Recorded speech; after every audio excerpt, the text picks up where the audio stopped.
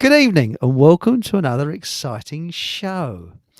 And tonight, unfortunately, Donald Trump and Putin couldn't make it. So instead, Nathan Allenby and Patrick had offered to step in on their behalf. Isn't that good of them? So, good evening, Nathan. No, I think he's fallen asleep there. Are you there? Yes, yes. Can you hear me, Nathan?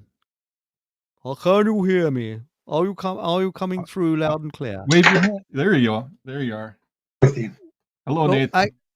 yes, balls up at the beginning of the show. There's nothing like getting the balls up over and Okay. done with.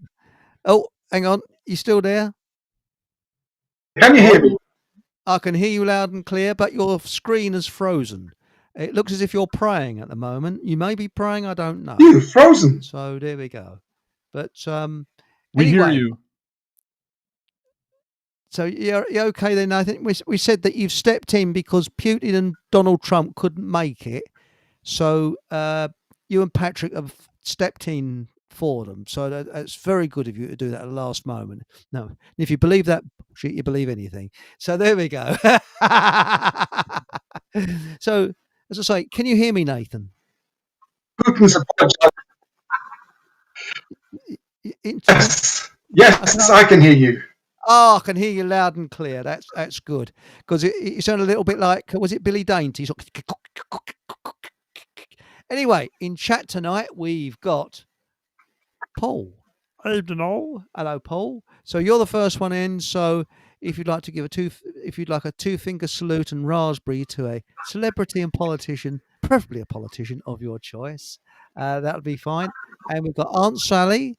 Evening, folks, who's either in the bath, out the bath, just about to get in it. So we'll have to have an update of Aunt Sally's bathing routine. And we've got Alice Gorgeous.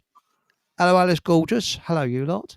We've got Blu-ray 144. Hello, Blu-ray 144. And who else have we got here? We got we've got Hatchy Hatchy. I'm in Southampton. Southampton has arrived. Well, I suppose everybody's got to be somewhere, haven't they? I mean, you can't be nowhere. So poor sod. I suppose you have to be in Southampton. And of course, we've got a Mark Anthony. Isn't Hello, Southampton where all the ships come in? Yes. Oh, that's a neat place. Yes.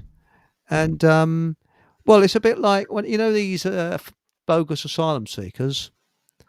Well, they've been given so much money from the government. One went into an off license and said, "Excuse me, can you recommend a good port?" And the off license said, "Yes, Southampton. Sod off." Sorry.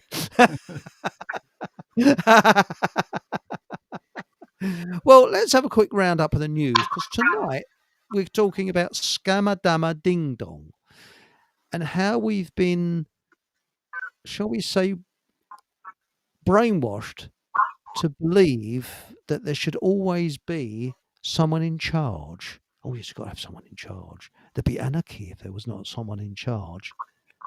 But we've been brainwashed to believe that because the idea of someone in charge has generally led to the worst genocides you could ever wish to think of, because more people are being killed by their own government than all the genocides put together. Or all the wars put together. Sorry, I've said that a little bit wrong. So there we go. So how can we make this, shall we say, change from, if we did it immediately and said we did away with government now, it would be chaos.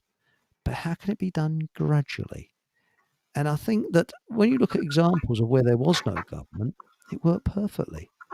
And there has been examples throughout history where people have survived perfectly well that government, and one of the places was Poland when the Berlin Wall came down. They had 2 years without a government, and a lot of Polish people have said that was the best time they ever had. So in Argentina, similar happened there. So, and also, shall we say, the West, when the settlers were going west, they didn't have a government.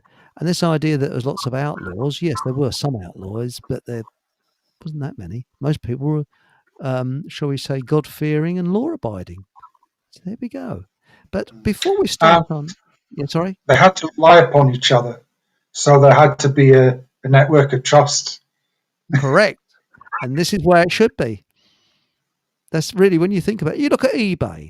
Now, eBay is what I call, it's not, I don't look at it as capitalism. I look at it as free enterprise. People that sell on eBay are terrified of being struck off of the list. So they'll do, everybody is honest on there, and it works. Now, that's where government hasn't stepped in. eBay has worked that out themselves. So, I mean, and I as I say, I've found that I've had no problems with eBay. I've always found them to be very, well, not, the sellers to be very, very good. Now, Aunt Sally has said, easy, make those in government 100% accountable and have to use the same services as peasants. Yes. Yes. Excellent idea. Yes, that's a good idea. So what do you say to that? What do you say to that, Nathan? So far away, Nathan. I've had my waffle, so there we go. So sadly, we've got a government at the minute that seems to be driving towards the edge of a cliff.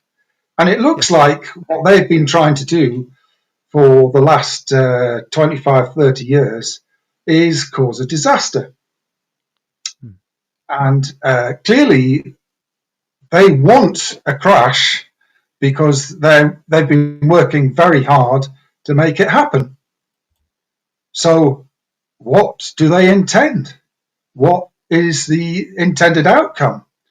And we can speculate. We don't know, but one potential outcome could be like post-Soviet Russia of the 1990s, where there was effectively very little law and order, and where oligarchs had complete power. And I think that's one possibility we've got to bear in mind. Now, I think that's very relevant to the situation we find ourselves in right now, where we're being confronted with digital ID and the complete surveillance, monitoring, control of every one of our activities, where we can't do anything without a permit. We can't even, go into a supermarket very soon without our digital ID on our phones, where there's going to be a checkpoint everywhere, where we're going to have to show our face and be ID'd. This is going to be the reality very, very soon. So how do we escape from this? And we need to create an alternative system. Now, having an alternative system was what helped the Russians survive that post-Soviet period. So I don't know if anyone reads Dmitry Orlov, very interesting character, but one of the things he keeps talking about is Soviet Russia never really worked very well. And because of that, people always had to rely upon their own resources. They had to find a way of getting by. They had to find a way of getting things through unauthorized channels. They had to find a way of growing their own vegetables. They had their little plot where they grew a few things. They had to do this because they knew that if they relied upon the official system, they'd have to do without. They had to look after themselves. Now, we've been living in a dream world. We've been living in this environment where for a long time things have worked really well. But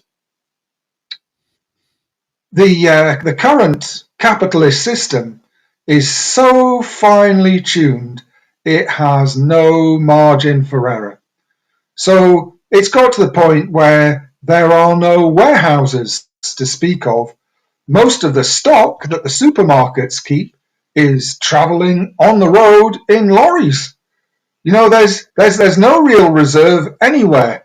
Well, I don't know, that's not perhaps a slight exaggeration, but certainly the intention has been to reduce any margins, any storage, any backup to absolutely the minimum.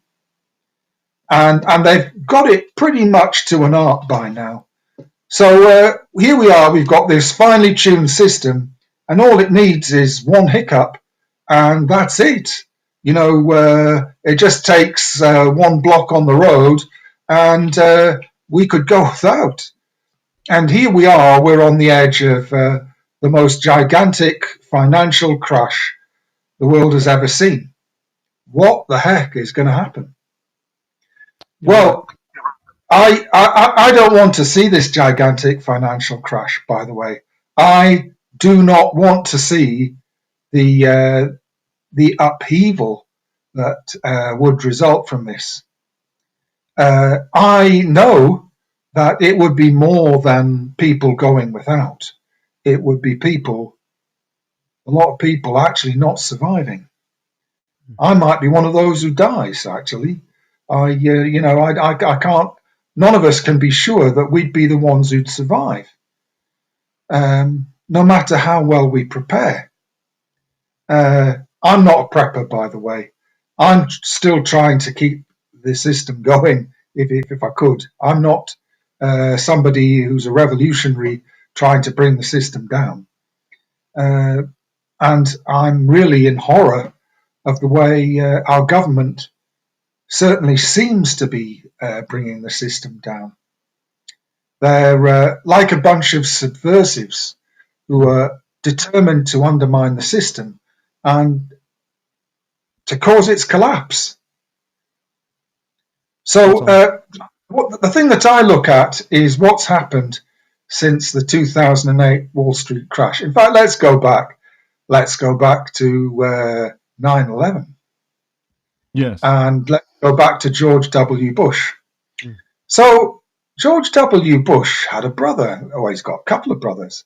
But when his father, George H.W. Bush, was president, his other son, Neil Bush, was involved in a major fraud, a banking fraud, the Silverado savings and loan scandal. And basically, Neil Bush was on the board of this, like a building society, a very large building society, savings and loan. And there was, let's say, a discrepancy in accounts, money gone missing. Gosh, who knows where? But it ended up there was a shortfall of $1 billion. Sorry, there was a shortfall of more than $1 billion. But the US government had to put in $1 billion to save the whole savings and loan system from collapsing. And how did that happen? Well, somebody must have been taking some money out. Anyway, the Neil Bush got pardoned by his father, the president. And so that was the end of the investigation. But the FBI officer who was investigating the case wrote a book called The Best Way to Rob a Bank is to Own a Bank. And basically the idea is the banks all rely upon each other and trust each other. And, you get these transactions between banks. And effectively, Silverado had been sending out dud transactions, which had been effectively undermining the whole system and robbing money from the other banks, bringing the whole system down. Unbelievable. Well, what an interesting situation. So then his brother, George W. Bush, becomes president, and you have this sudden expansion of the financial system in a quite extraordinary way that led to the 2008 crash. Well, isn't that a bit of a coincidence? Slap my thigh. What a surprise. And then, when you're the president, you can bail yourself out. And so they created a situation where the banks were bailed out by the government. And in a space of about a year, they gave something like $21.5 trillion to failing banks. Amazing amount of money. And, this is the majority of the money that's the US national debt today. Something like $2 trillion was given to the Chase Manhattan Bank. Over $1 trillion was given to Barclays Bank, which isn't even an American bank. Precisely. Right. They were bought out, or they bought out the assets of Lehman Brothers after the 2008 crash. Yeah, well, anyway, the point about all of this is,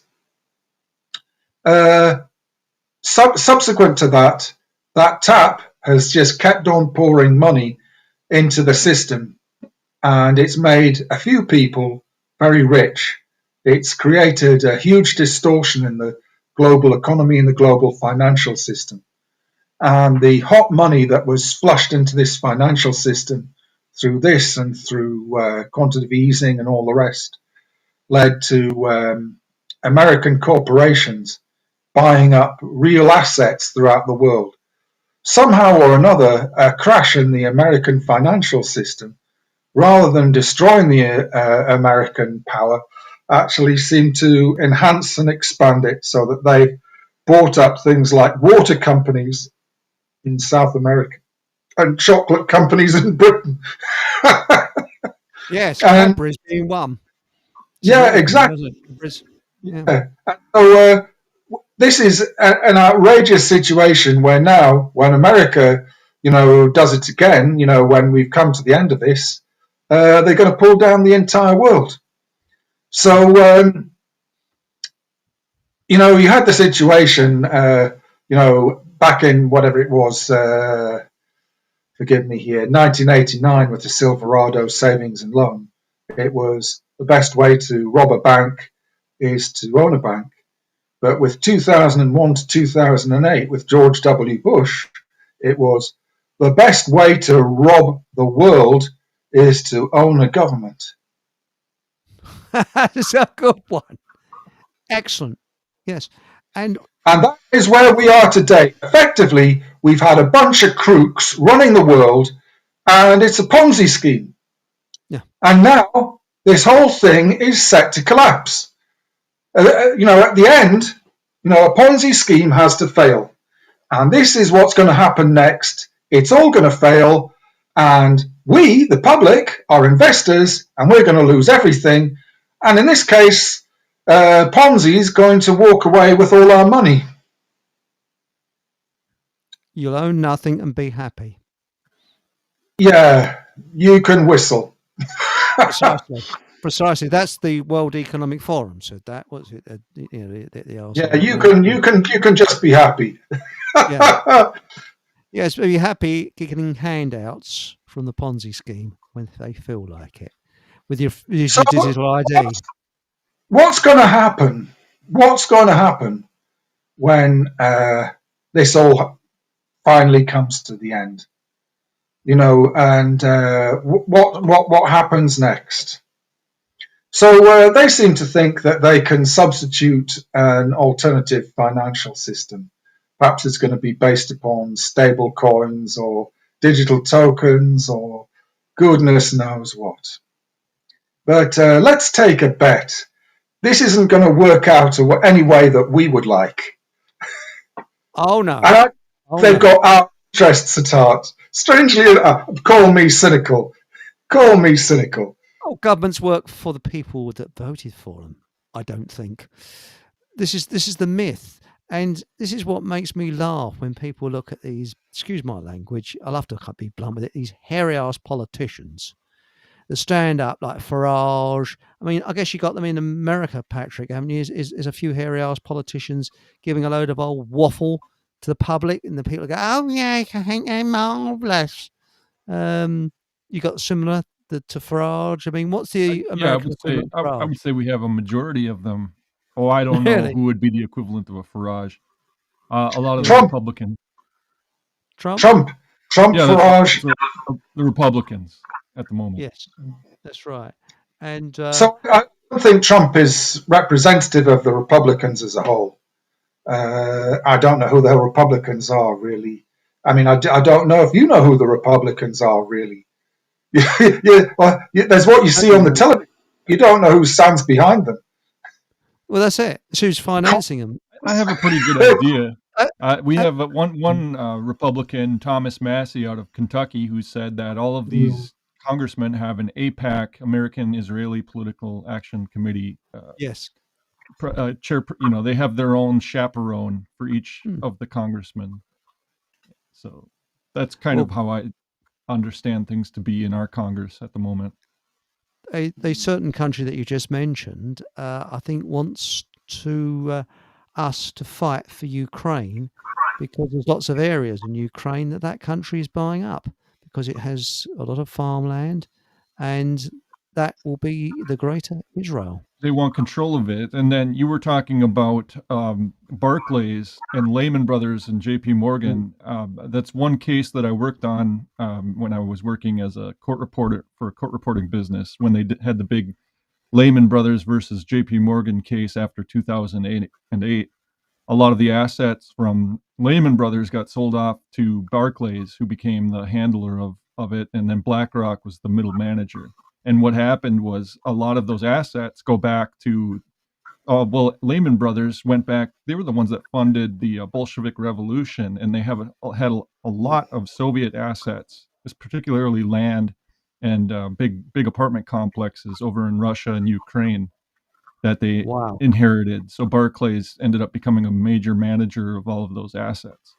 And I think that's part of the reason that they want to have, go in and collect these assets and use these farms and then get a hold of them from the peasants who had the mortgages on it, because they can't pay, as inflation goes, you can't pay the debt. And then eventually it's like, well, then it goes into collections, and then you have collection agencies that come in. And I think that's what these militaries are for, as a collection agency. I agree. When a country can't pay its debt anymore, and it's just racked up so much usurious debt that they can't pay, then then you force the farmers to leave their farms at gunpoint because they won't do it willingly, because it's their land. That's the land of their fathers. They should be entitled to it. This happened in the States in the 30s, where people's farms were just being taken over because they couldn't pay the debts. And it's happened in Ireland as well. There's the concept. Just one more thing I want to say. I remember back in 2002, 2003, gold prices were around $200 to $300 per ounce, and now look at what they're at. They're at $4,000 per ounce, which is insane when you come to think of it. Well, a gold sovereign has gone up in 6 weeks, almost 2 months, from £600 to almost £700. It's gone up £100 in about 6 weeks. It's gone berserk, absolutely berserk. And what I wanted to ask is, what's your views, I don't know if you've ever seen them, of the gold back? Have you seen them or heard of them? The gold back, which is a note which has got gold in it, and they're made in a place in Florida. And you can get them in 2 places in this country, and they want this to be, it's an independent company, and it actually says how much 22 karat gold, I think it's 22, is in this note. And it's very, very difficult to actually forge it. Almost impossible to forge it. Nothing's impossible, but it is difficult to forge it. Have you heard of the gold back, Patrick or Nathan?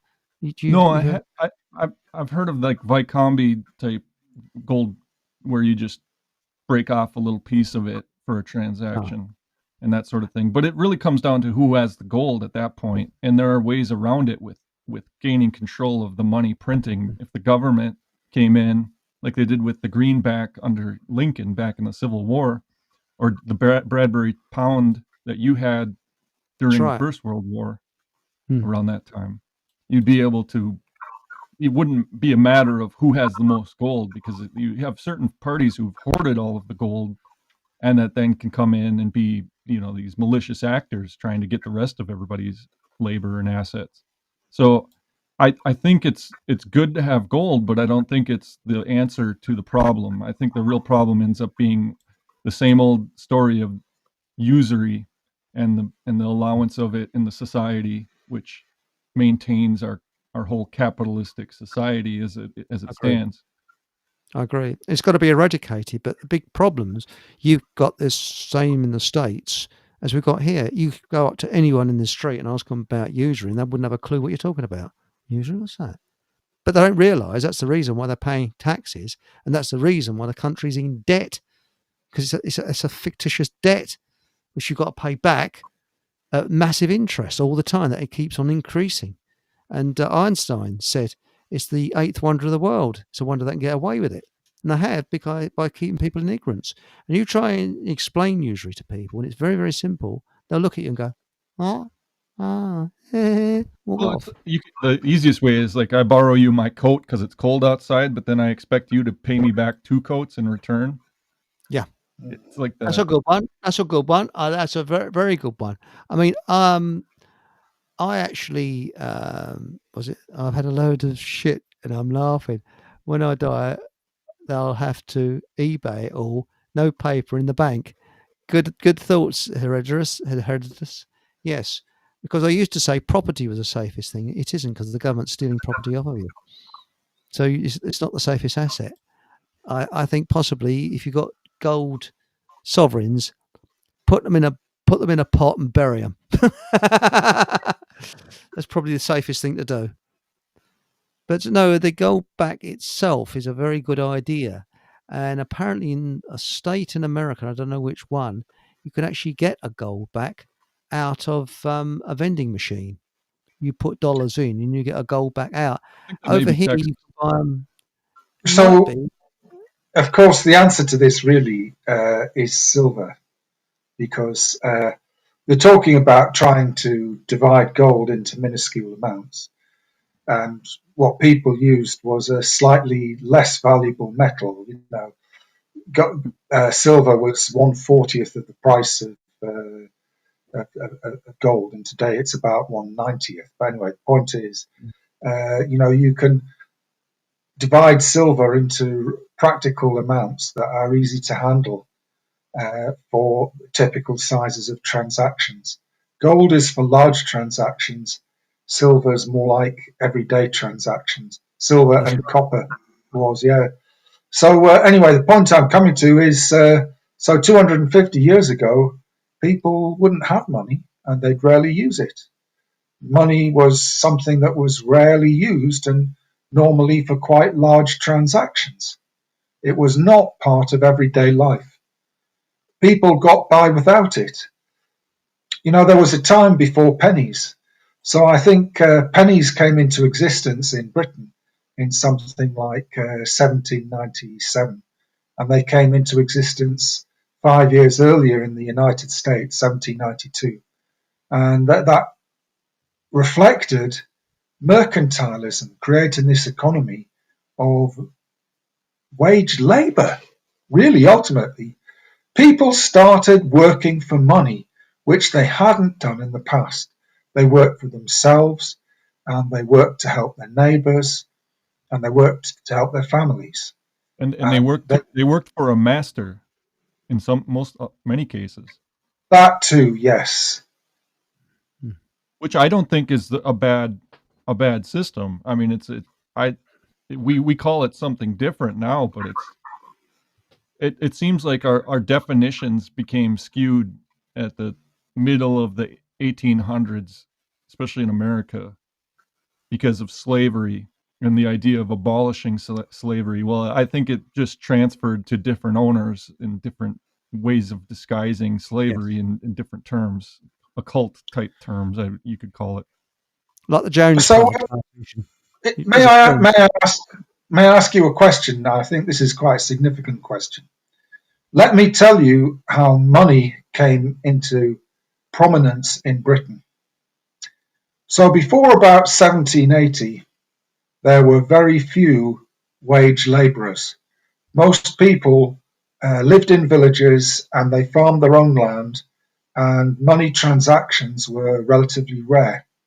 And then between about 1780 and 1820, there were what was called the enclosures, where people had their land confiscated by Act of Parliament, and they were, district by district throughout the country over this 40-year period. People were thrown off their land and forced into wage labour, and they worked in factories or mines or wherever. And this is where money transactions started to become important. Now, I have to ask, money came into existence about the same time in the United States. Was there a corresponding event in US society? With the land speculation, I would say so. And I think it goes Oh, into a religious type of notion, because I think what the Protestant Reformation was actually a looting operation. Because as a consequence, all of these landlords ended up accumulating all of the church property, which before that was distributed amongst the peasants, amongst the people.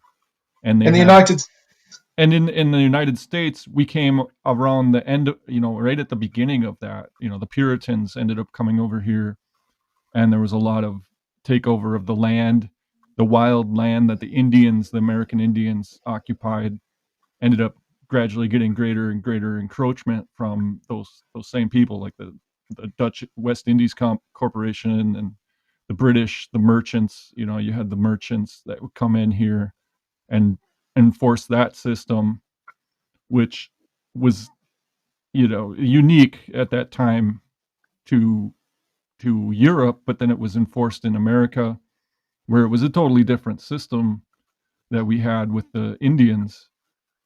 Because previous to that, where there wasn't really much exchange between the natives and the Europeans to that point. So I guess everything that happened after that in the New World is a reflection of what was going on in the Old World. And you had a lot of these indentured servants that lost their land in your country, and then they were brought over here to America, and then they had terms of indenture of years that they would have to pay off their their voyage fees and property that they would gain here, and then the same land scheme system was enforced here, and it's just encroached ever since. But what it boils down to is you have peasant farmers that need land in order to grow crops and to sustain themselves. And the more you have of that distribution amongst them, the better off everyone is going to be, because they're productive and the society becomes productive, and you have an abundance of food because everybody's working their own land and they have extra to feed other people.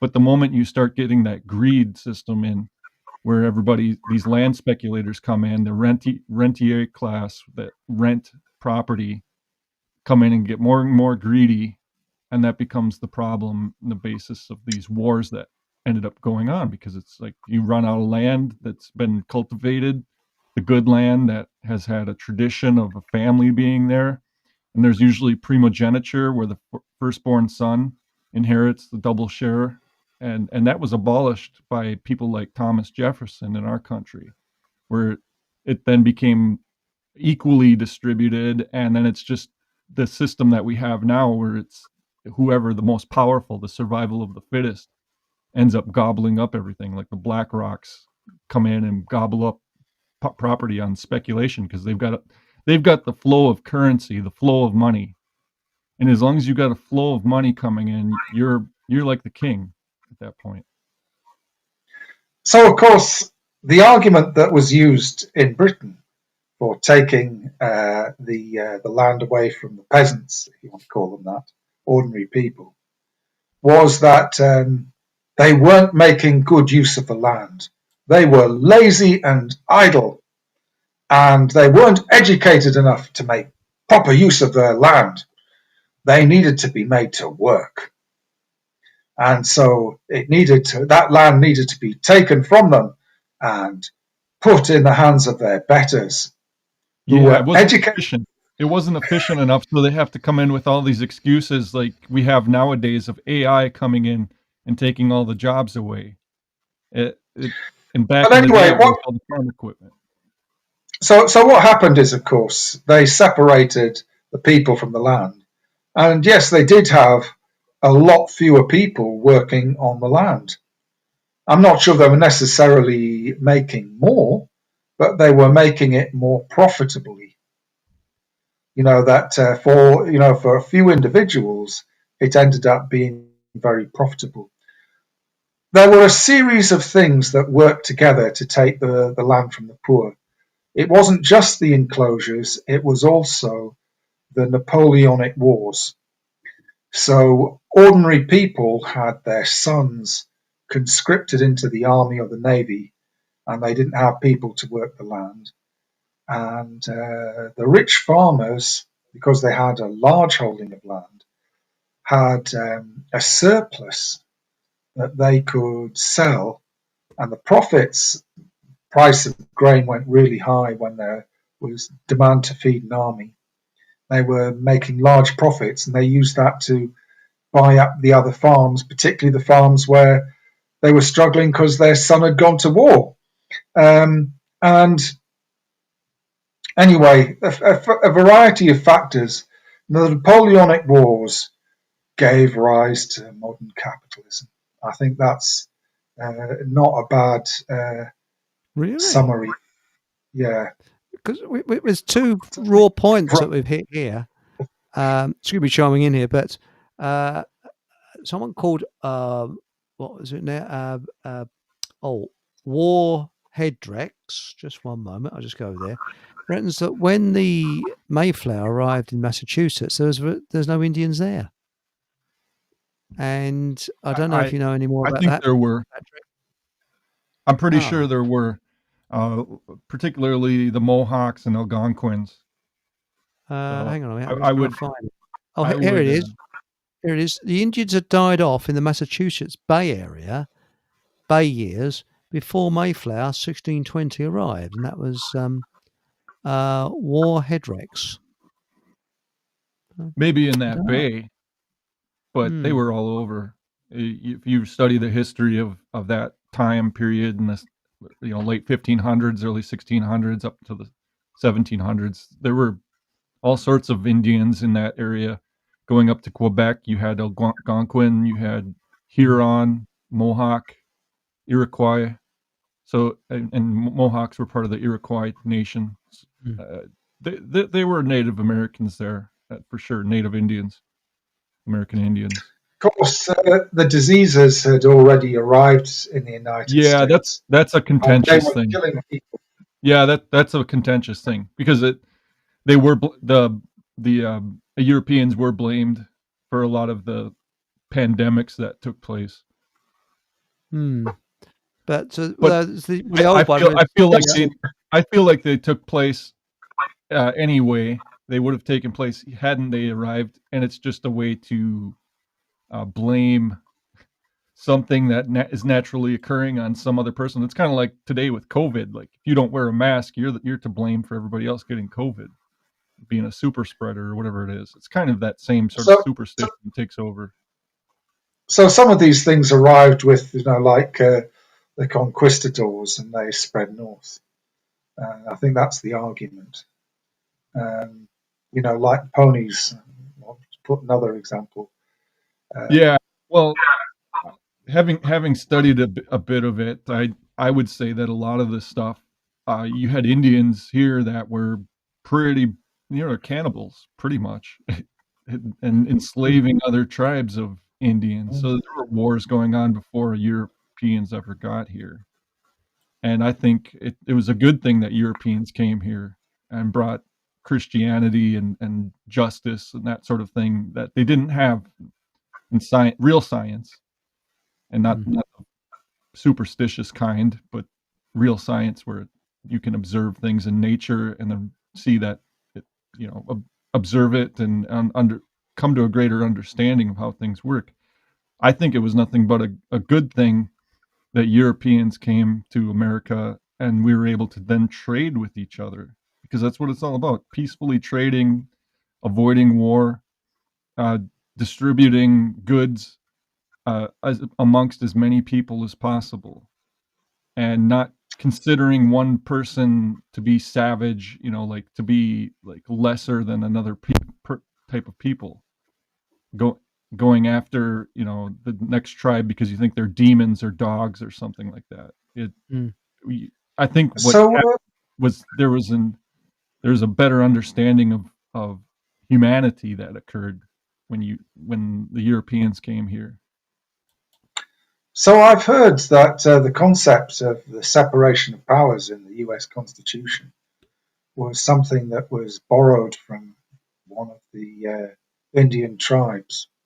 Didn't come from a European source. I forget which Indian tribe. I don't know if it was the Crow Indians or what it was. But anyway, You mean the legislation and the yeah, justice? Like we have Mm. three branches of government: the legislative, yeah, justice, and then separation of executive. powers. There were those things going on amongst the American Indians. Yes, and a lot of And what that about grew out of that. the peace pipe? Is that pure Hollywood No, or a that's load of true.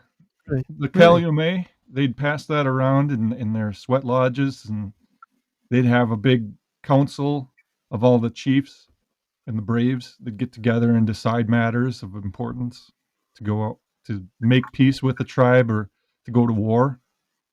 Yeah, all that stuff went on, and Well, they grew crops yeah. like tobacco and corn, which you'd call maize. Mhm. It was quite common, especially from Mexico up to the north into Canada. Well, Exo says Christianity, for all its faults, has done astonishing stuff for the planet as a whole. It's interesting. Yeah, And because what it did is sought to bring those people into the church through baptism. They become equals. It's like we're not at war with you. We want you to become brothers and mm, sisters. And that's the greatest thing you could expect when you go to an alien nation. Instead of making war with them and wanting to kill them, it's to say, hey, we want to be brothers with you. We don't want to be fighting with you. We want to mm. trade. Well, there was a Can documentary I about the. just can Sorry. I just jump in here? And I'm not trying to make a sectarian point. Quite the opposite, in fact. But we had Paul English the other week trying to say that it was very difficult to have a civilization without, I hope I'm not misquoting him, without belief in God. And I think that's not necessarily true. So, for example, if you look at one of the earliest civilizations that we know about, China, that is not based upon Christianity, and they were not a theistic. They didn't have a theistic belief system, and they managed to have a civilization. And they don't really regard Christianity as being civilized. In fact, I'm not going. I don't make any derogatory remarks about Christianity, but they could see a lot of shortcomings in the Christian view. I actually think that religion's an extremely positive thing, um, but we've got to build bridges with people who don't necessarily share the same beliefs as ourselves. Yeah, At the for minute, sure. we divide and rule being played by an elite that has a very tenuous grip on power, Well, and they want to fighting each other. And so we must be careful not to let religion become that tool of division. right. And I would give an example here in America of the Jesuits coming in through Montreal and then learning the language of the Huron and the Iroquois and writing down the language and their stories and actually codifying these things so that we have a history of what they really believed and not, just like a mythology of what went on. Kind of like I learned recently there was this character Charles um, Thompson. He was the secretary of the Continental Congress, and he was when the first printing of the American Declaration of Independence came out. Him and John Hancock were the only two signers of it, and he was the secretary of the entire Continental Congress until the Bill of Rights came out. after we had gained independence from Britain, where he had all of the notes for what took place in the Continental Congress, and he was going to write an autobiography and a book about these notes, and he decided he was going to he ended up destroying all of those notes of what took place in deliberating us going to war with Great Britain, because he would rather have had the mythology of what went on than the actual note taking of what took place day to day in the correspondence between all the parties that decided to go to war. So in America, we've got quite a lot of mythology regarding how our country is set up and what the motives manipulating us are, because it's kind of an occulted system that we've got that they want to keep hidden. It's right. The death cult, what was ruling over us. But Warhead Rex, I guess, Warhead Rex, are you American? I don't know. Now, I've never heard of this word, Calumet. Calmat, mostly a Great Plains. Calumet, it's a pipe, peace pipe. They call it a peace pipe. Oh, is it? I didn't know that. I've learned that. Did you know that, Nathan? I didn't know what a Calumet was. No, never heard of it. It was a clay pipe that they smoke tobacco. Oh, I really didn't understand that. But I think religion, I mean, even North Korea has a religion. They worship that fatty. Kum Il Sung. That is a religion because you're not allowed in with the Bible. China had an emperor.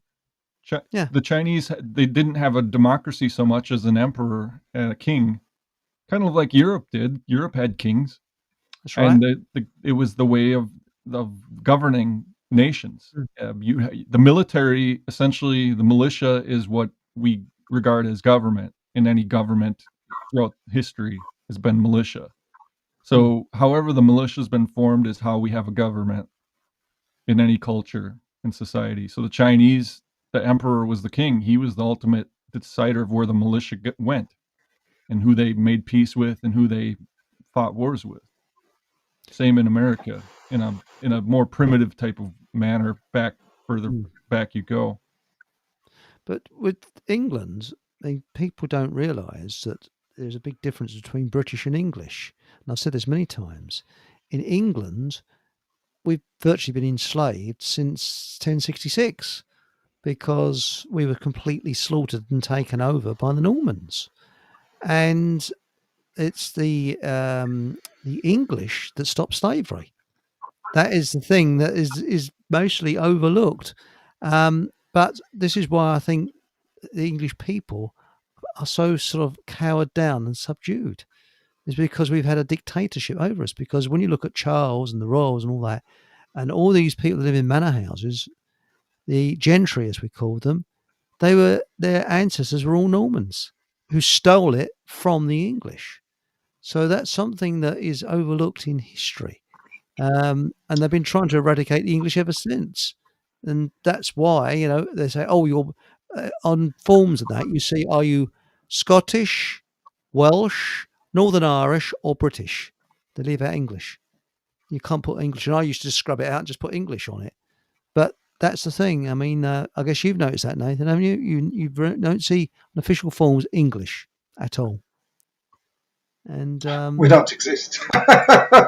We don't so exist, it's argued that actually there was slavery, a sort of feudal slavery under the Anglo-Saxons too, and that perhaps this is perhaps an older system than. Yeah, we've had that throughout human history under different names.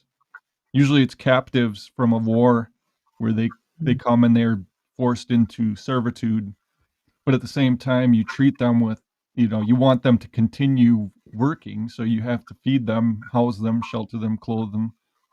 So it's been various degrees of charity of a master-servant system that's existed since mankind's been around, I think, but in just different names for terms that we use to describe that system. Because it's varied quite a lot. So there are several volumes that have been written about this. There are people who've got some sort of a bond, and they might be called slaves, but they might have property rights, and they might have, for example, sexual rights that they can, they're not forced to have sex with the masters or whatever, or to be oppressed in that way. And you ended up in the situation that in ancient Rome, some slaves amassed great fortunes and sometimes ended up richer than their masters. And so there was quite a complex dynamic and a relationship that went on in certain forms of slavery. And it's been argued that the worst forms of absolute slavery actually developed under Christianity. They were the worst And property owners. I'll just add that. Did you know that they were the most ruthless property owners? but it's a complex thing. And I think, for example, if you talk about Christianity, there are different Christian societies. Somebody says to me they're a Christian, it doesn't really tell me a great deal. I have to ask several questions before I start to understand what sort of Christian they are, because there are so many different variations on what Christian Spot on. faith means. Yeah, and each one regards the others as heretics of a sort. Well, Like I would lump Islam in there as a Christian heresy of sorts, in the sense that they regard Jesus in high regard, and the Virgin Mary and all these other things that Christians, maybe Catholics and Orthodox, regard more, but they're very much related to that same system. Warhead Rex, and he's quite right here, an Englishman had the right to a place on the land. Normans turned everyone into tenants and charged them rent. That is spot on. That is absolutely spot on. And that's why they had the Doomsday Book, because all that was a grand stealing mechanism. They wanted to know what people had so they can steal it off of them. It's horrendous. It really is. When you look at this history that's just been buried, we don't know about, the English were literally enslaved. And that's it. And I've said many times before, at battle, which is where they fought and lost to the Normans, after that battle, the English were not allowed to bury their dead. They had to leave the corpses there. And it was 100 years before they could bury the skeletons and the bones that were left. They actually left the whole battlefield as it was. So, there's lots of terrible things that they did. But I don't think the English had slaves. I don't think slavery existed before the Normans came in. And, that's something else. But Nexo says, bloody French. Well, actually, yes and no, but they were actually Viking, the Normans. They're only 2 generations away from the Vikings. Yeah, and all these problems are ethnic problems. When you get 2 different competing ethnic groups together, there's always going to be that tendency for the one to want to dominate the other. Exo says all we got was garlic and French fries. So we didn't even get the French fries.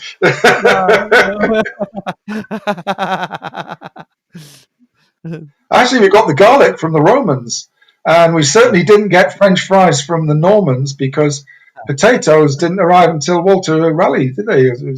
Well, that's right. But no, it's a Scotsman that invented French fries. It was a chap called MacDonald. Yeah, that's right. Yeah. That's right. Did you know that in ancient Rome, that the languages were different between the Greeks and the Latins? You had Latin language and Greek language, and that they were somewhat similar. They borrowed some words and terms, and even like the mythology overlapped in the gods that they worshipped.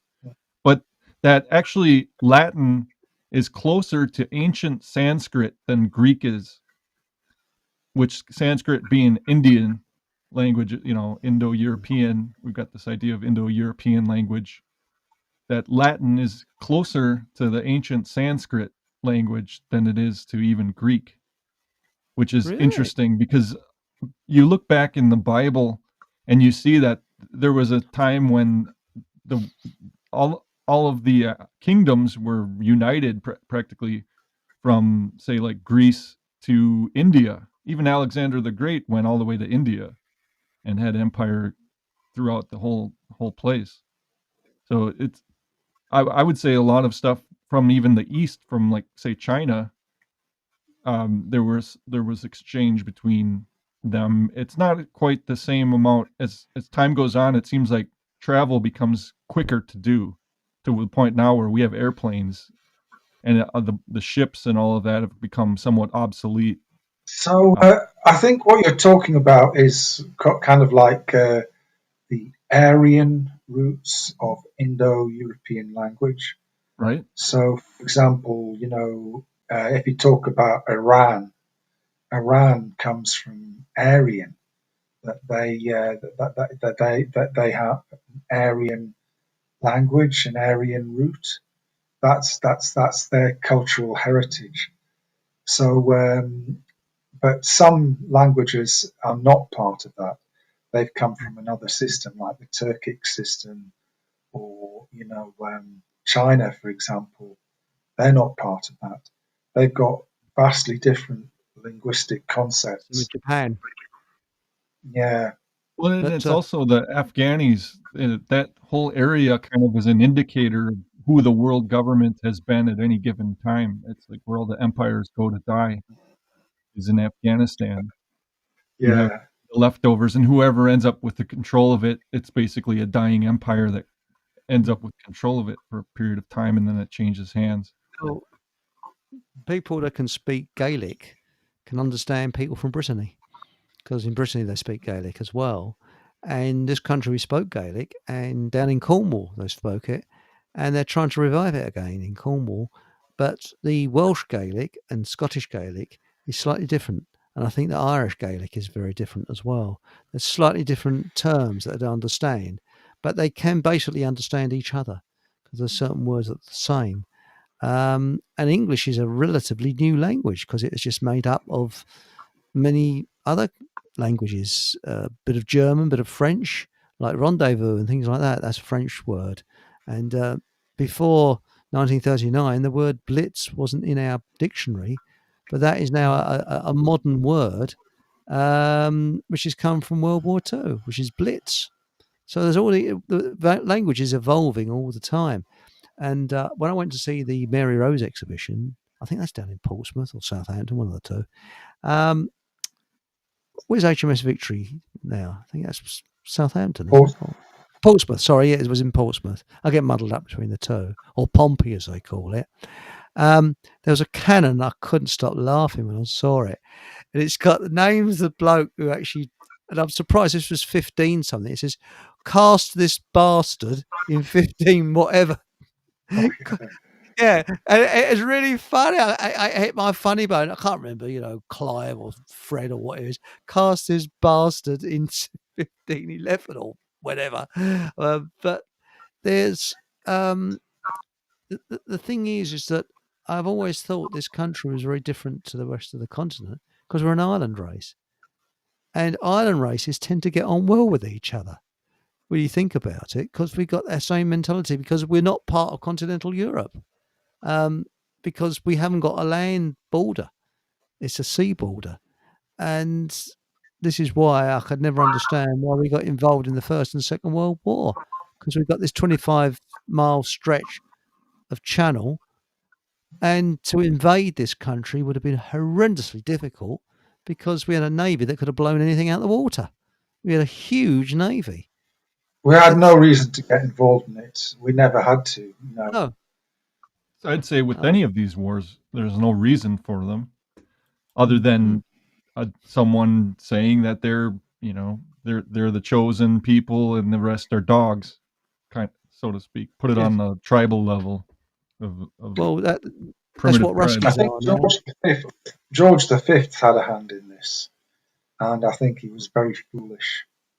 And it's In a the tragedy. Second World War, he was the Second First World War. World War. First World George War. V. Was he the one? So Edward was George, his father, the seventh. yeah. Okay. Yeah. So I think some papers have come out that have revealed that George V was determined to go to war, and the Kaiser was trying really hard to avoid it.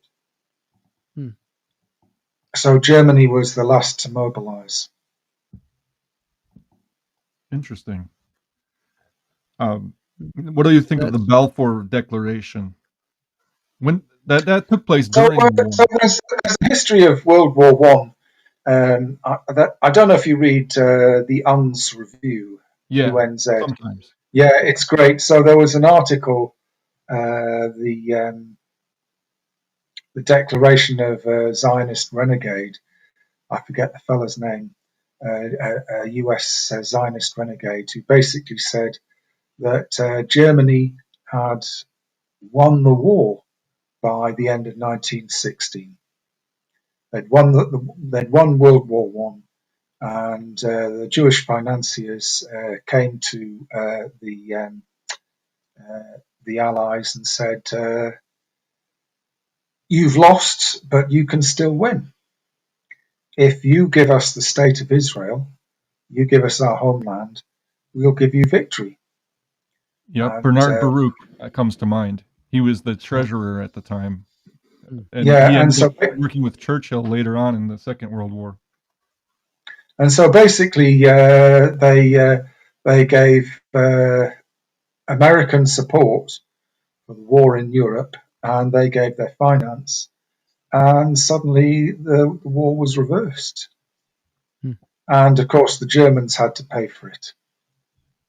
And the Germans were winning, weren't they? 1918, 17 rather, and 18. They were So I mean, beating us back. so they hadn't won everything, but definitely, if you think about the Battle of the Somme and everything that had happened in 1916, 15, 16, the Germans had won, and I think the Kaiser had even offered an armistice in 1916. He basically offered a peace with honour. Let's just draw a line under it all, and the Allies couldn't accept it. And that's why it was critical the Americans got involved at Yeah. that point. That's And they right. had the And propaganda mechanism to get people involved. Otherwise, if you put it to a vote in America, most people wouldn't have gone to war. They wouldn't have gone to war for that. They wouldn't have gone to war for the Jewish homeland. Well, Lord George, who was the Chancellor from 1914 to 1916 and then Prime Minister from 1916 onwards, said amongst journalists, if people knew the truth, and this is during the First World War, he said, if people knew the truth about this war, it would end tomorrow. He actually said that in a room full of journalists. If people knew the truth about this war, it would end tomorrow. So he knew something. And when you look at the First World War, they said that if you ask the veterans what it was about, none of them did know. And when you look at the way it started, it's weird, very, very weird. But we was actually gearing up for First World War 20 years prior, because I had a lot of anti-German stuff in the press. And so by the time 1914 came along, people were chomping at the bit to go to war with the Germans. So it was a lot of propaganda and a lot of cloak and mirrors what they're actually doing today. Nothing changes. Nothing changes at all. May I move this conversation on slightly? And I hope you will forgive me. Well, actually, Exo has said, can Nathan talk on the language topic more, Eric? So I just thought I'd put that in. So we might want to put that in a little bit later or now. So please carry on, Nathan. So I think this is a very important topic that we're discussing. And I think it's really important to understand how we got into the situation that we're in today.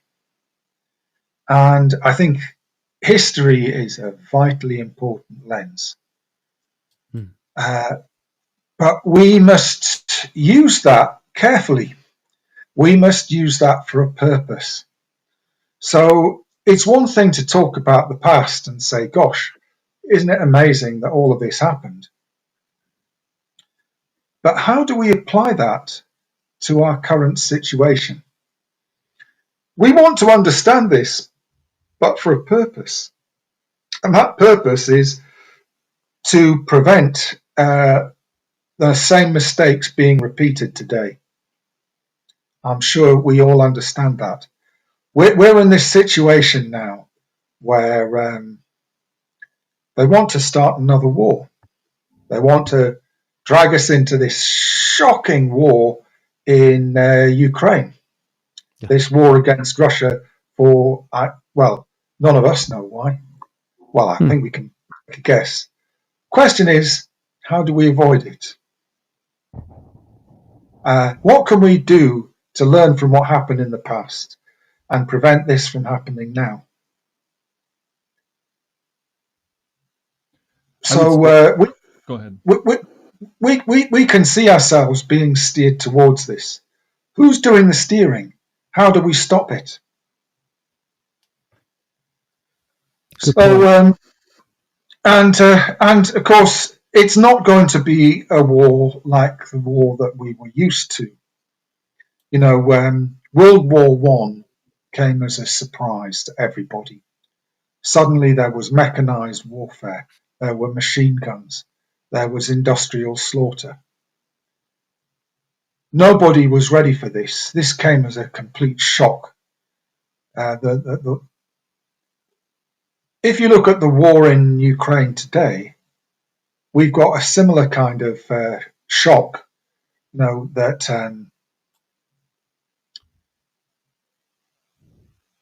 there's drone warfare, there's mechanized robot warfare, robot killing machines, autonomous weapons. Autonomous weapons have appeared in the last 5 years. So I think they were first detected in Libya, and Turkey had created these drones that just sat and waited, like landmines. If somebody came into this area, these drones sprang to life and attacked them. And if they left the area, the drones would pursue them and try to kill them. Right now, so that this happened about 5 years ago, the first time this. So now in Ukraine, the space is completely dominated by drones. These robot killing machines, and this could be a very real problem for the control of populations who are hostile to the government, for example, like a robot police force. These new things have arrived. They have implications that go vastly beyond the present conflict in the Ukraine. So, the first thing is, how do we avoid getting dragged into this war? We've got to understand who it is in our society that profits from this war. We've got to understand how the people who are getting rich use their money to finance politicians to make all of this happen. We've got to understand the new technologies that they've developed and are ready to deploy against us, not just in this war, but potentially in lots of other situations. So, say, for example, if you were to look at, say, the recent war between Iran and Israel, very interesting example. How did Iran find all of these targets that were buried in Israel? So it seems that the Israelis had loads of technologies where they used American AI and internet technology to find where Hezbollah were based in Lebanon. But then the Iranians used the same sort of things to find where the Israeli military headquarters were hidden in Israel. And suddenly there's this. We've got the government and big tech in partnership using all of these new surveillance technologies, everything that we put online, to find every bit of information about us as individuals. Any organization that we start, any movement, they know every last detail about it. But equally, this is being used between governments, and they're not keeping secret the things that they seem to think they are, because the same technologies are revealing hidden locations, they're revealing the type of technology, they're revealing how they've built a bunker and how deep it is and how thick its walls are, and how many people are in there and what's in there, and how to access it. So, there was this Israeli building that was concealed in the foot of a big apartment building. Completely illegal. Who cares about that? But it's supposed to be illegal to hide a military building beneath a civilian building, because if another power wants to attack that military headquarters, then they've got to attack the civilian building. Well, somehow the Iranians managed to fire a slanting missile that went straight into the foundations of this building and blew up this military headquarters underneath the apartment building without hitting the apartment, which is wow. But Quite incredible, isn't it? but they'd seen the Grey Zone published an account of this, that they'd found various photographs during stages of the installation of equipment. That contractors take pictures because they try to show a site manager how the work is progressing. I need your opinion on this. How's this going? So they take these pictures during construction for various contracting and management purposes.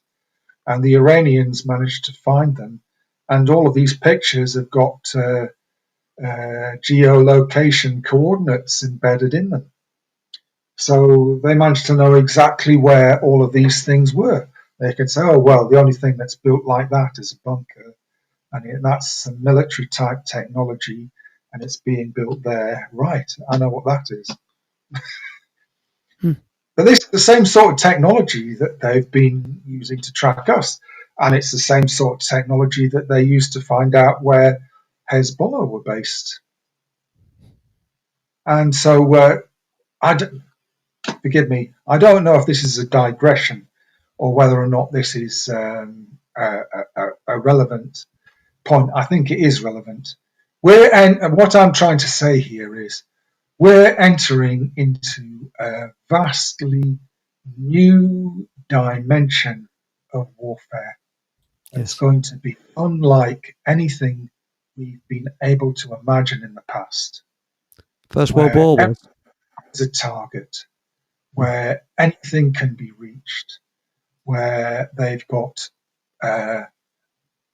ways of getting to us, weapons that would be inconceivable only a couple of years ago.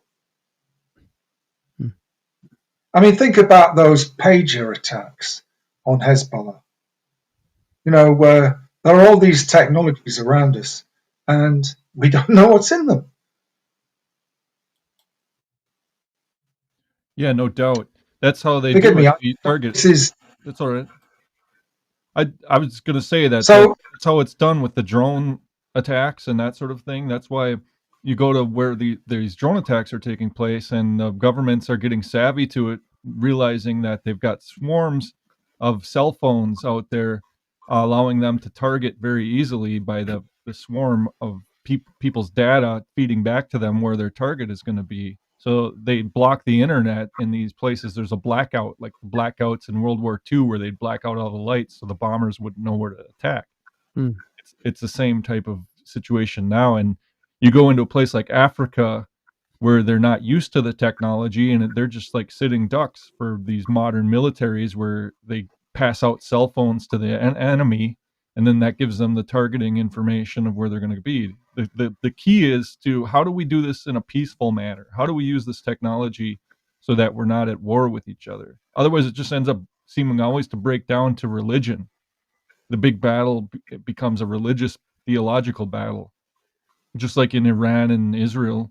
It's the Jews and the Muslims, or in Russia, it's the Christians, Jews, and the Orthodox, different variations of it, and Muslims. It's another extension of it. Seems like it always boils down to the religion. If you could resolve those religious differences, I doubt there'd be the wars going on that there are now. If I could come in, Well, Barefoot Foreigner has said, people fight Mr. each other over other things too, like wealth and wanting to be the boss. But Mr. So, Lucius and I, oh, sorry. Sorry, yeah, carry on, no, Nathan. no, you carry on, No, Eric. it's very quickly. Just quickly, Barefoot Foreigner says, Mr. Lucius and I need a note from your parents, please. Are also late to the party. What are you dooming about? I can't make it out. Can you recap? Well, it's just sort of current affairs and beyond it and behind it. I started off with saying about how people are brainwashed into looking for a leader, which is what I've said on several weeks. But we're looking at the next war, which is possibly, it looks to me, or looks to most of us, like, well, what do you say, Nathan? It could be Middle East. Let's move into something very more immediate and relevant to us fighting back, because this is really what we need to be looking at. How do we organize a movement? How do we do the thing that will set us free? Now, I'm quite convinced, because it's been repeated many times throughout history, the way to do this is you have to establish your own economy that's a local economy that exists for the welfare of your local area. It's not controlled by outside forces. So at the minute, we've got this globalist corporate economy, transnational corporations, that's extracting wealth. It's top down. It's not operating for our benefit. We have no control over our own societies. The way that we have to work to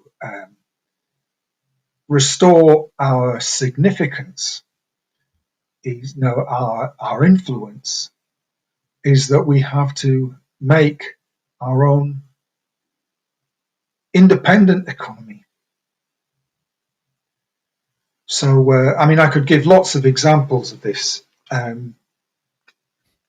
So, in the 19th century in Britain, after 40 years of the enclosures and this whole process of the accumulation of wealth in the rich and the immiseration of the poor, you had this huge accumulation of power and oppression of the poor, oppression of anyone who wasn't rich. And you had a situation where only much less than 1% of the population was entitled to vote, for all that voting actually really meant at all. And it took the best part of, I would say, 60 years to try and reverse that. Now, there were three, I might have said this before, but it's worth repeating. There were three components to restoring the economic significance of ordinary people. The first was mutual banking by creating the building societies. The second was cooperatives, which created a mutual trading system, which again created economic power amongst ordinary people. And the third thing was trade unions, which restored the economic power of ordinary people in establishing fair wages so that they couldn't just be exploited. Now, these three things together made ordinary people sufficiently economically significant that they couldn't be ignored. They restored the economic balance of power. And after that, political rights came to ordinary people also. Now, this has happened in a lot of other situations. If you were to look at, say, the Black Civil Rights Movement in southern USA, in contrast to northern USA, in southern USA, there had been a variety of initiatives on similar lines: mutual banking, credit unions, the creation of black co-ops, black businesses. That black economy created the Black Civil Rights Movement, which was powerful in the southern states of the USA because of that. In the northern states of the USA, that had not been established in any sort of way, and the civil rights movement, Black Civil Rights Movement in the northern states of the USA, was much less successful because of that. Another example would be, for example, the Mondragon cooperative movement in the Basque region of Spain. So, after the Spanish Civil War, the Basque region of Spain, had been opposed to Franco, didn't get any help, economically depressed. They decided that they were going to have to help themselves. And there was a Catholic priest decided to set up a self-help movement. And he started by trying to create workers' cooperatives. So it started in a really small way. In 1954, there was a business that was failing, a little business making paraffin heaters. And, it was going to go out of business, but he convinced the owner to turn it into a workers' co-op. So you had one business, and then you had two businesses that we know very, very small, but they became workers' co-ops, and it kind of sort of worked. And because they were, somehow something about being a workers' co-op made it work. You're talking about two businesses with 12 people. The next thing, they get a couple more join them, and then you're talking about 30 people. When they'd got 30 people in these four businesses, they set up their own bank. They never looked back. Amazing. Once they created their own mutual banking, they just started setting up a succession of new businesses, and each one of them worked. And so one of these businesses today is Europe's largest manufacturer of automotive components. You've got housing co-ops, medical co-ops, you've got amazing variety of different businesses. They set up over 300 different businesses. Only one business ever failed. So in contrast to most banks, the Mondragon Bank, gives business advice. It doesn't just give businesses money, it gives them advice and makes them successful. It gives them support, makes sure they don't fail.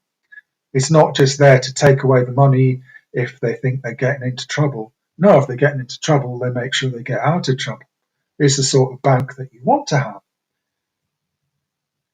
So that little project started off with, like 12 people in 1954, suddenly turned into this economic powerhouse that regenerated the entire region.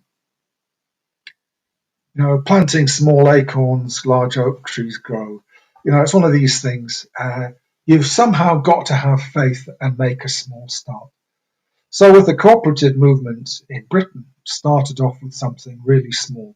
I think it was, maybe about 2 or 3 dozen people, and they started their own little project. But it was an example that other people copied. And nothing succeeds like success. If you see something working, other people copy it, and it just spread like wildfire. They're trying to make it hard for us to do this.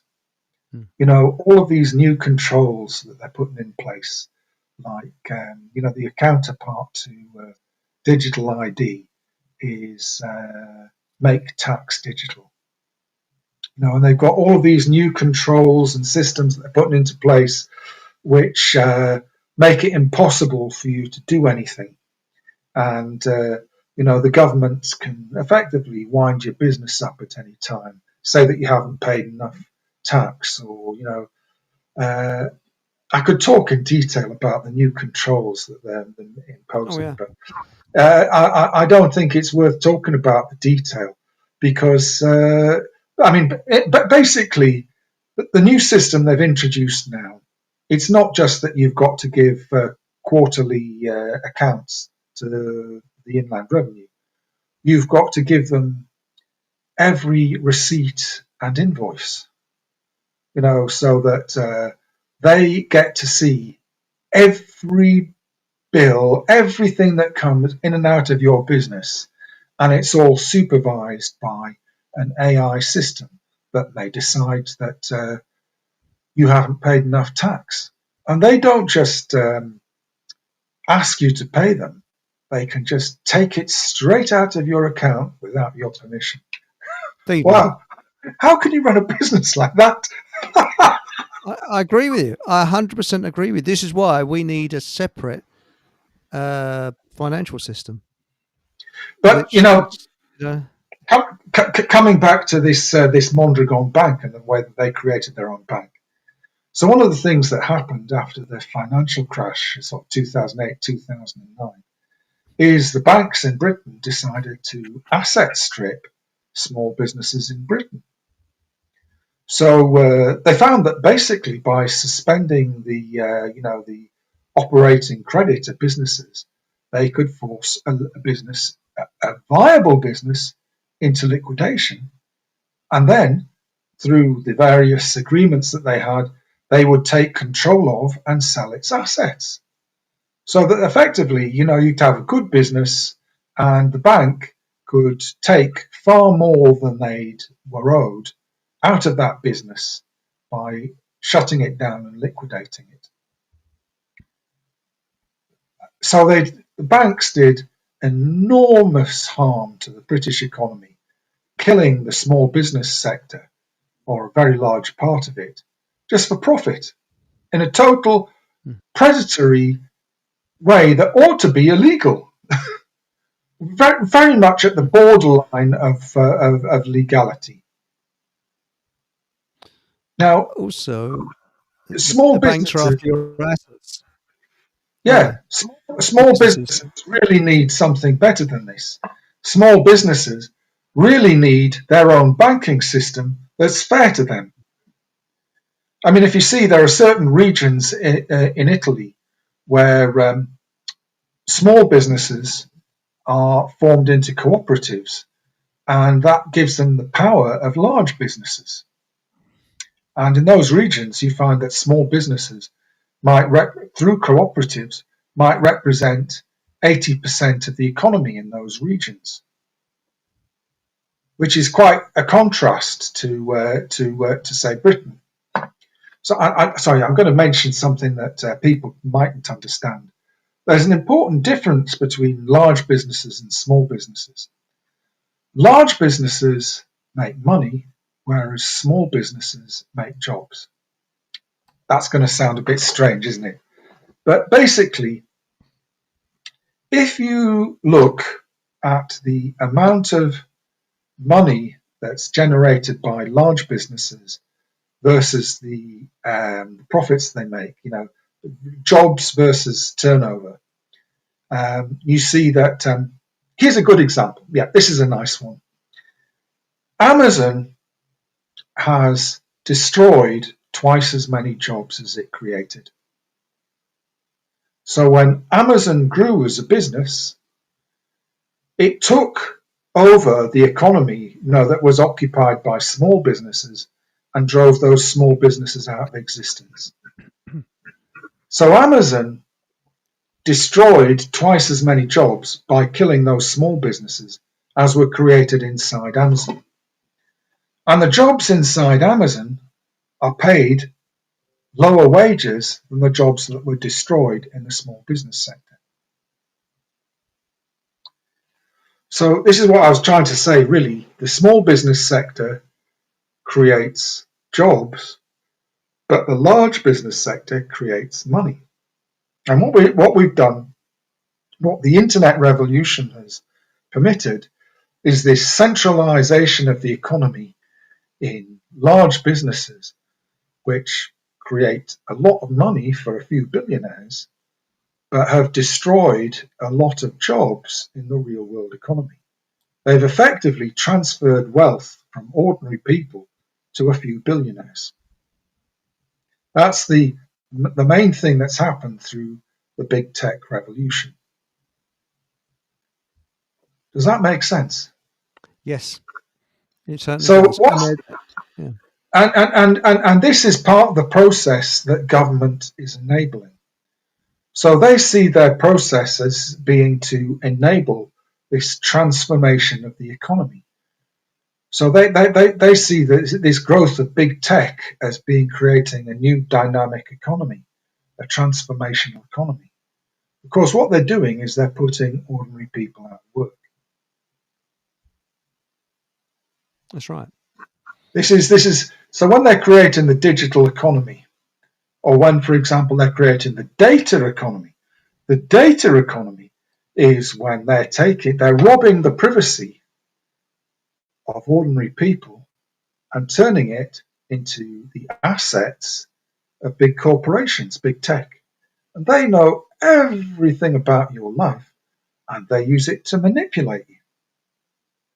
Because the value of that data is being able to change your behavior and get you to do things that they want you to do rather than the things that you want to do. It's to make you buy things that you didn't know that you needed, that you didn't want until they managed to persuade you. It's about getting into your head and changing your behavior, not actually in your own best interests. Precisely. This is what's happening at the minute. They're getting into our heads, they're altering our psychology, they're changing our world against our interests.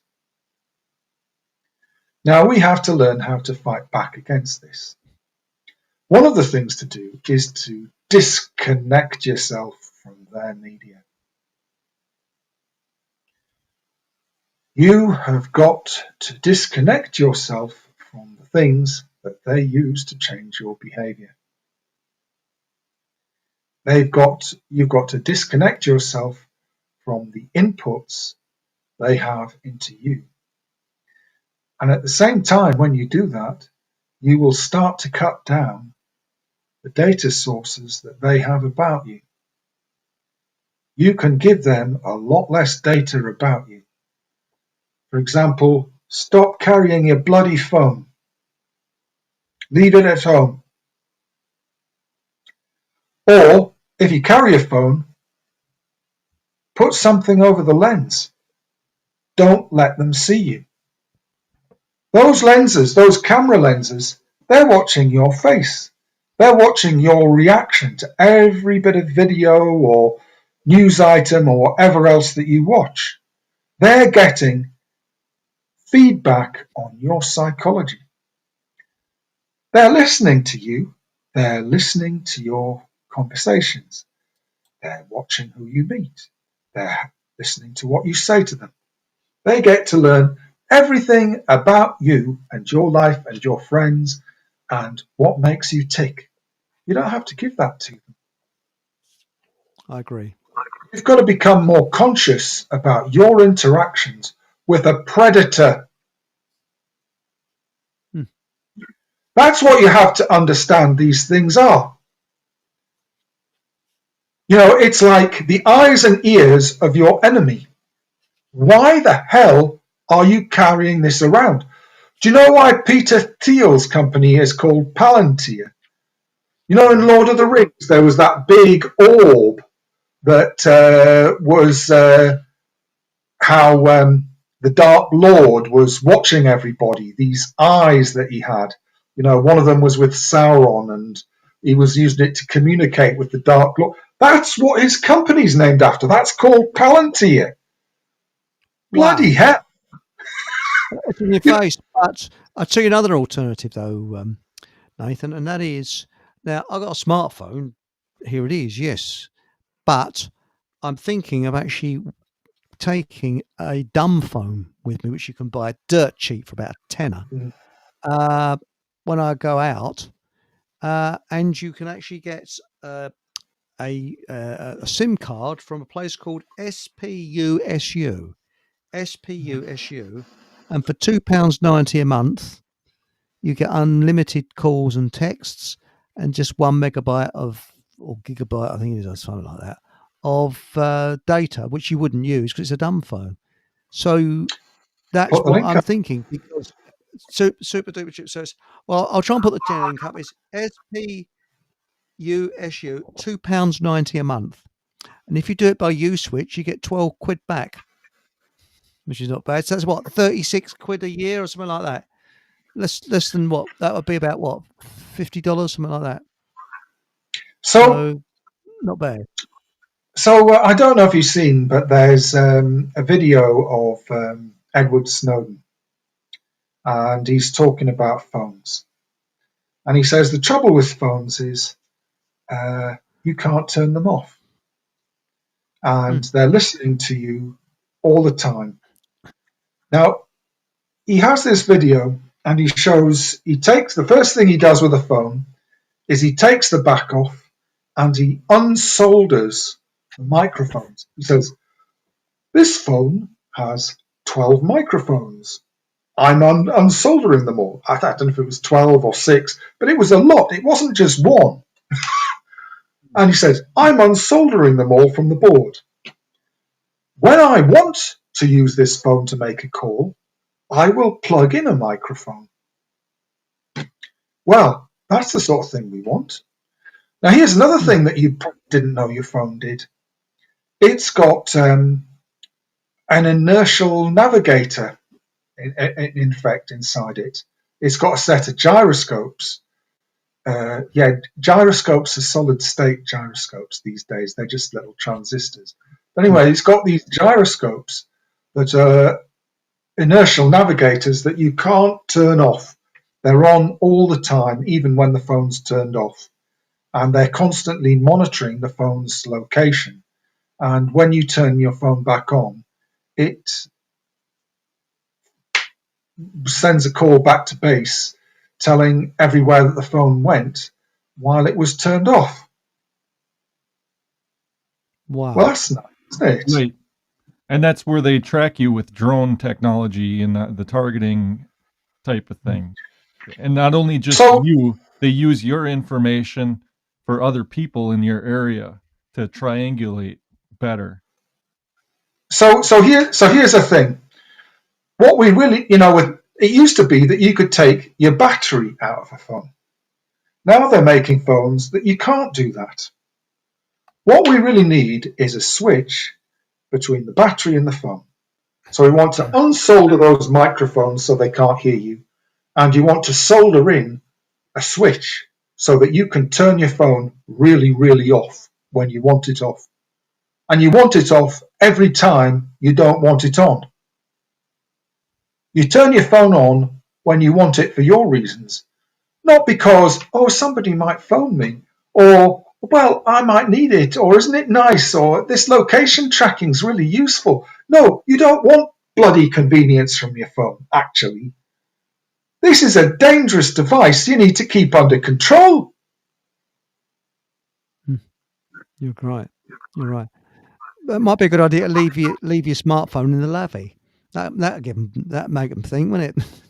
But no, seriously, with a smartphone, I'm really thinking about that idea, that £2.90 a month, because really, smartphone, yeah, I use it in my house, but when I'm out, it's only for an emergency that I'd really use the phone for, right? And a dumb phone would be perfect. So I think there's a very difficult question that's coming up to us soon about what's going to happen with digital ID.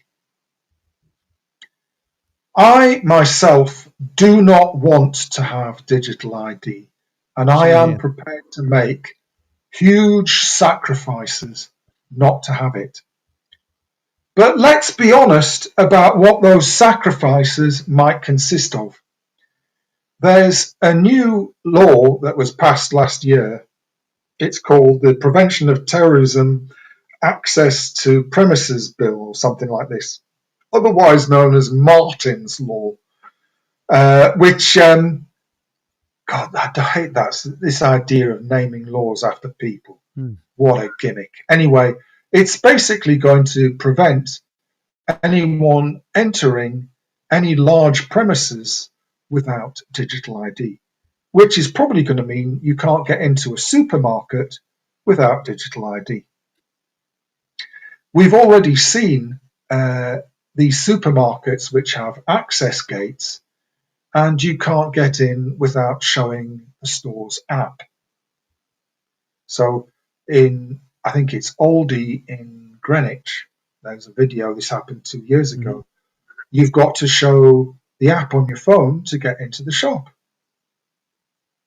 All right, supposing we get into that society and you can't, you're excluded from a whole load of things if you don't have digital ID. Maybe you can't get on a train, you can't get on a coach, you can't get on a plane. We can think of a whole load of things that you can't do if you don't have digital ID. Now, myself, I'm willing to say, okay, then I just don't have it. I think other people might find that they have to make compromises. Now, it seems the only thing that's going to work with that digital ID system is going to be a smartphone. Dumb phones just won't cut it. They're actually insisting that you've got to be compatible with the Google Android ecosystem. Now, at this point, what you want then is a smartphone that you can control yourself and you can turn off when you don't actually need it on. I think there are a lot of questions we're going to have to start asking ourselves about how we fight this system. I just wish people had started to show a bit more intelligence. I've been pleading with people about this for the last 15 years. I know it's awful to say I told you so, but since 2009, I've been writing articles about this. I've been asking people to use cash and not to pay by card. I've been asking people not to pay by phone. And yet I see people at 1 o'clock in the morning out in the nightclub paying for their drinks with their phone. So you're telling Android and you're telling your bank where you go, what you drink, what time you're out till, who your friends are. All of this they can deduce from your purchasing history on your phone. Do you really want them to know all of this stuff about you? And yet, when you see people go along with this, it's so convenient. How the hell are we going to fight digital ID? So I think we've got to have a strategy for how to fight back against all of this. And I think we have to assume that at least 70% of the population is too bloody stupid to realize what they're involved in, what type of war this is, that the fact that they're betraying everybody else by their willful cooperation. What we've got to do is we've got to try and organise our own alternative society without them. And we've just got to start something small. And when other people see that it's actually a good idea and that it works and that it's viable, well, maybe they'll come along and join us. Well, we've got to be prepared to do this on our own. Well, the bowler hat farmer had a good one where you buy directly off the farmers. That's one way. And I Very good think that, example. you know, I think that should be the way, because once upon a time when they designed an area, they would say design a housing estate, and then they'd have farms around that housing estate that could feed the people. They don't plan like that anymore. Doesn't work like Certainly that anymore. certainly with the new towns and this sort of idea, I mean, if you went back, I don't know, what is it, 100 years or so to Welwyn Garden City and things like this, Hmm. the Garden City idea was that you had a relatively small community that was surrounded by market gardens. I don't think that's really been the case since World War II. And since the 1970s onwards, the expansion of suburbs has been Well, burying the market gardens that used to surround every city. well, I can put my architectural hat on that. I mean, for Please. example, um, when Letchworth Garden City, which was one of the first garden cities, started up in 1907, I believe it was. That's off the top of my head, so people can check it on Sounds right. Google, right? Um, it was 17 properties per hectare. Okay, 1 7. Now, from that came the Parker Morris standards. And the Parker Morris standards that weren't law as such, but people worked to it. Um, that's why if you go to places like Harlow or Stevenage, houses that were built in the late 40s and 50s, you had enormous um, lobbies or halls, and that was to park a pram in. But they didn't think that people would have cars. So there was very little access for parking a car, and roads were quite narrow in that. But then these Parker Morris standards had large gardens as well, so that the children could play in the garden and the people could grow. And it was that was the point of the garden city. In about 1970s, they literally chucked the Parker Morris standards out. Now going back to, and when they threw it out, going back to Letchworth Gardens City, 17. Remember that number, 17 per hectare. In London, it's 100 per hectare now, and they're putting up near where I live, not that far, some properties. And I went down to the planning meeting where the average person is allowed in, and one of the councillors, who I don't know what he's on, was very angry that they're not making the dwellings 150 dwellings per hectare. So we've gone from 17 Parker Morris standards, I believe it was about 46 per hectare, to 100, and now 150 per hectare. So just work that one out. The Garden City idea has gone. And when you see these rabbit hutch estates going up, we are designing a hellhole for the future, or now, Sardine because for cans. people to be, that's right. That's right.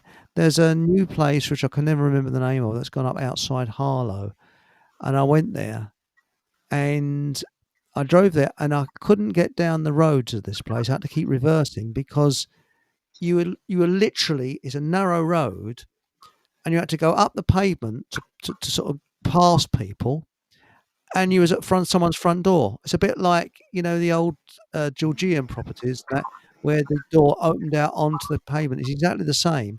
It was claustrophobic, Because they've got and no space inside.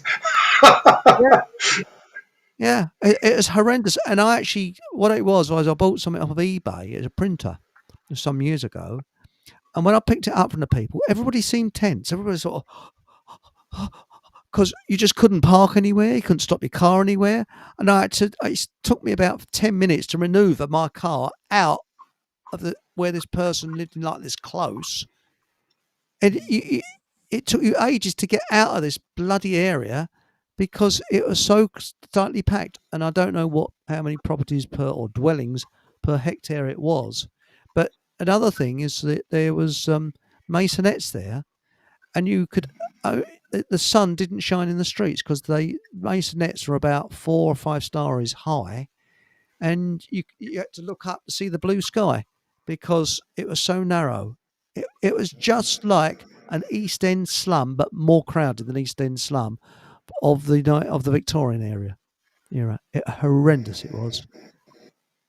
So unbelievable. And I mean, I don't know whether they got that type of thing in America, Patrick, but I should suspect they probably have around New York and places like that. Yeah. So let's come back to this. If we're going to turn around our society, how are we going to do it? Now, we're going to have to do it for ourselves. We can't just vote for a party that's going to do it for us. We've actually got to take some responsibility for this ourselves.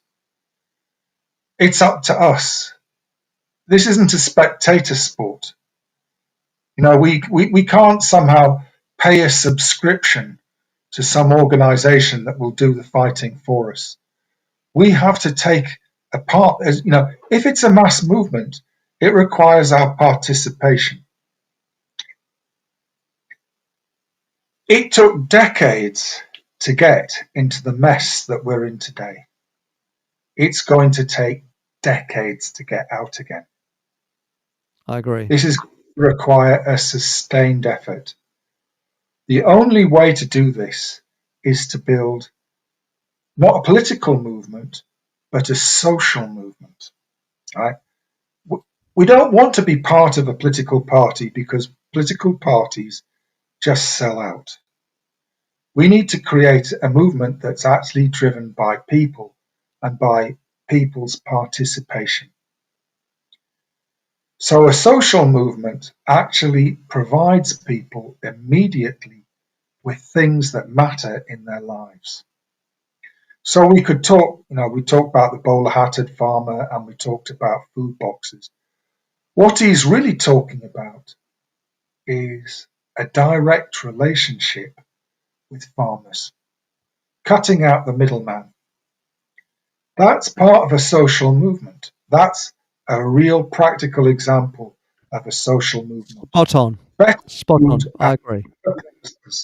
And supporting people. You actually then have a direct relationship with the guy who's feeding you. This is, but it goes much deeper than that. You start to live an authentic life. At the minute, it's like the life that we're living is like the photocopy of a photocopy of a photocopy. We lack the real things that make our lives worth living. We come home tired. We sit watching the television. We're not having a life. We don't talk to anyone real. We just see people who are phony on the TV talking to each other, and we're not part of it. We drive home in a little box, sitting on our own. We spend most of our lives, in an office or something, looking at a screen. We're not interacting with people in the way that once we might have done. Even in a factory, we would have had, despite industrial labor, we'd have had some sort of relationship with the people we were working with. I can remember when I used to work in a factory where there were 2,000 people in that business. And, there were all sorts of things went on in that company where you got to know people and they'd help each other. And if your car broke down, somebody would know a good garage, and you had people to turn to for advice, and you had friends. And it was like being part of a big club. And there's nothing like that now for people today. The business of work is isolating. It is. Really alone and alienated.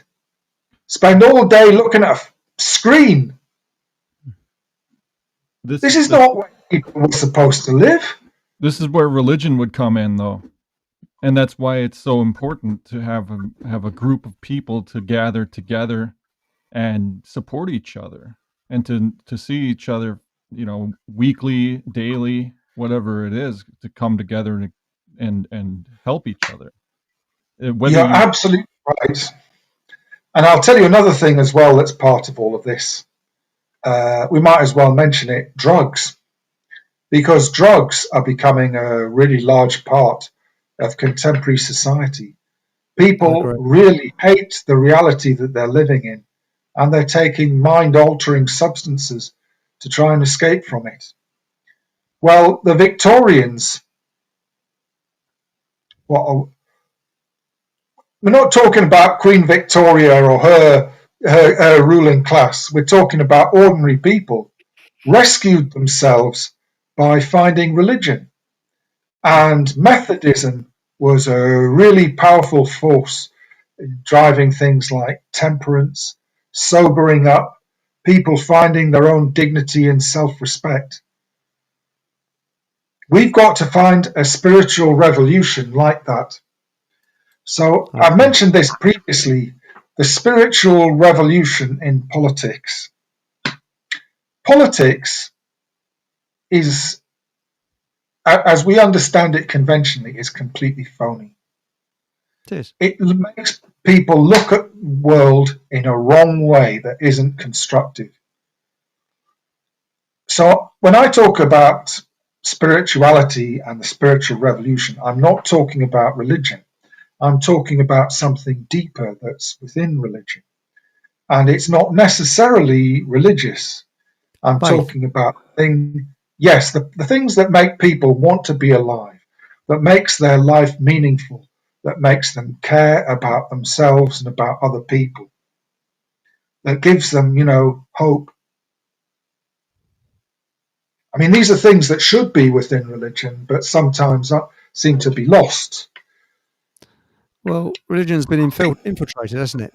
I mean, the perfect example is I was looking at a Quaker's website the other day, and they've got all this rainbow crap on there. I thought, sorry. So because the Quakers, 10 years ago, you'd have found the Quakers to be a very powerful organization. I still recommend them. I'm sorry, that they're having their problems too. Anyway, let's go back to the spiritual revolution as I see it, as I understand it. The spiritual revolution is about looking for things that are constructive that we can do. So people who've been through the spiritual revolution are looking for things they can do, ways that they can be constructive, people that they can work with.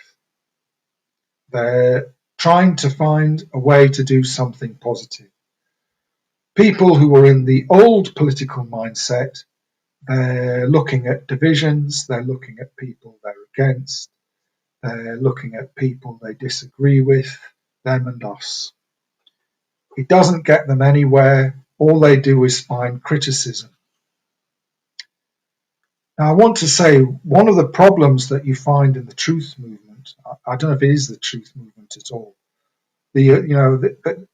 a lot of alternative politics is looking for problems. We need to stop looking for problems and look at solutions. Oh, spot on. And also, it gives you manic depression, because all it is doom and gloom. And we don't just want to look at solutions. We want to look at how we take part, right? We want to look at how we get involved and what it does for us, how we can contribute something to that and get the benefit of being part of it. Because you do get you don't just get the feeling of empowerment that I'm part of something that's worthwhile and I'm doing good. It's immediately beneficial that you've got real relationships with real people. For example, you're eating real food. And the sort of thing that I have in mind is, instead of going to a commercial pub, perhaps you have your own club, which might just be informally that you meet your friends, or that you go out and you have a campfire, or you go and do something where you're really involved with people that you know and it's authentic. Turn your shed into a bar. That's what a lot of people do. Exactly that. Turn it exactly that. You're not worried about drinking rules or anything like that. Because if you get digital ID and you're not allowed to drink down the pub without digital ID, well then, that's exactly what you'll do. You'll go down your shed with your mates and have a rare old time. That's the thing. I'll tell you something about pubs in the city where I live, Newcastle. Um, so in the 1960s and 70s, there were 3 breweries controlled the town. And, there were only 3 breweries where you could have a drink. They owned all of the pubs. And they got this idea. They did some clever marketing. They realized that a lot of people just go to the pub and meet their friends, and they don't actually drink a lot. But they realized that young people have a lot of disposable income, and they go down the pub and can spend a lot of money. So they came up with this idea. Let's make pubs more uncomfortable. Let's play loud music so people can't talk. Let's have fewer seats so that people have to stand up, and then they can't sit down and be comfortable and make one drink last all night. And they can't talk to each other. And when people are uncomfortable, which they are with loud music, well, that'll mean they drink faster, because they did some research on that. Of course, young people like this because the loud music, well, there are girls there and maybe you can pick up somebody at the bar or whatever. And so what you get is you get a pub full of young people with a large disposable income because they're not looking after a family. And you know what? They can spend all of their money down the pub. And it increased the income of the pub, and they got rid of all of those people who were drinking slowly and holding back their profits.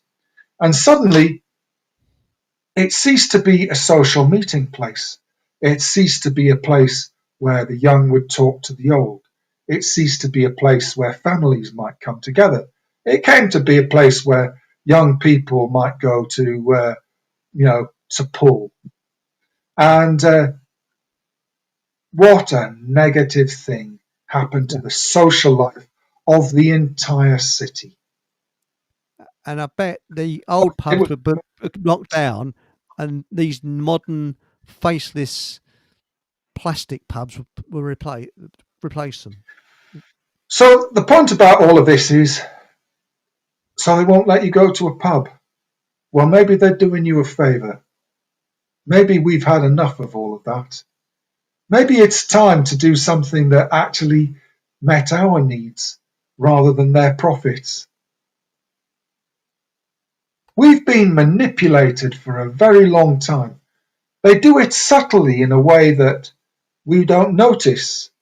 They've got all of these clever marketing techniques.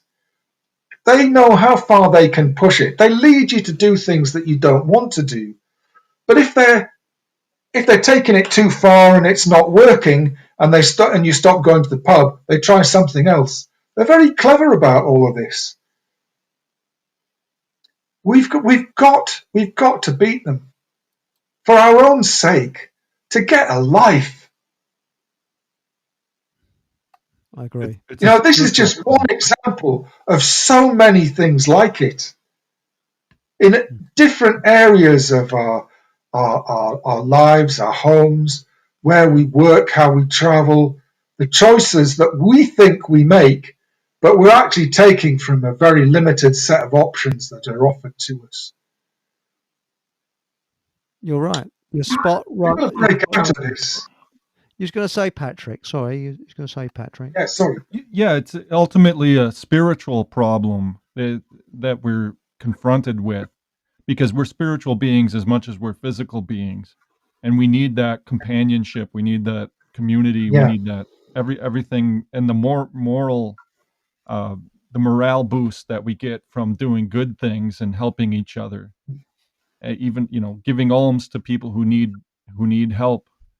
Even things like burying the dead. It seems like even today, these days, that there's a lot of disrespect for people's bodies after they're dead. It's like we could yes, cremate them and throw their ashes around instead of having a respectful gathering with people to send off our prayers for the dead and for the people who they left behind.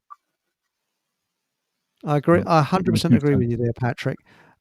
Cremation just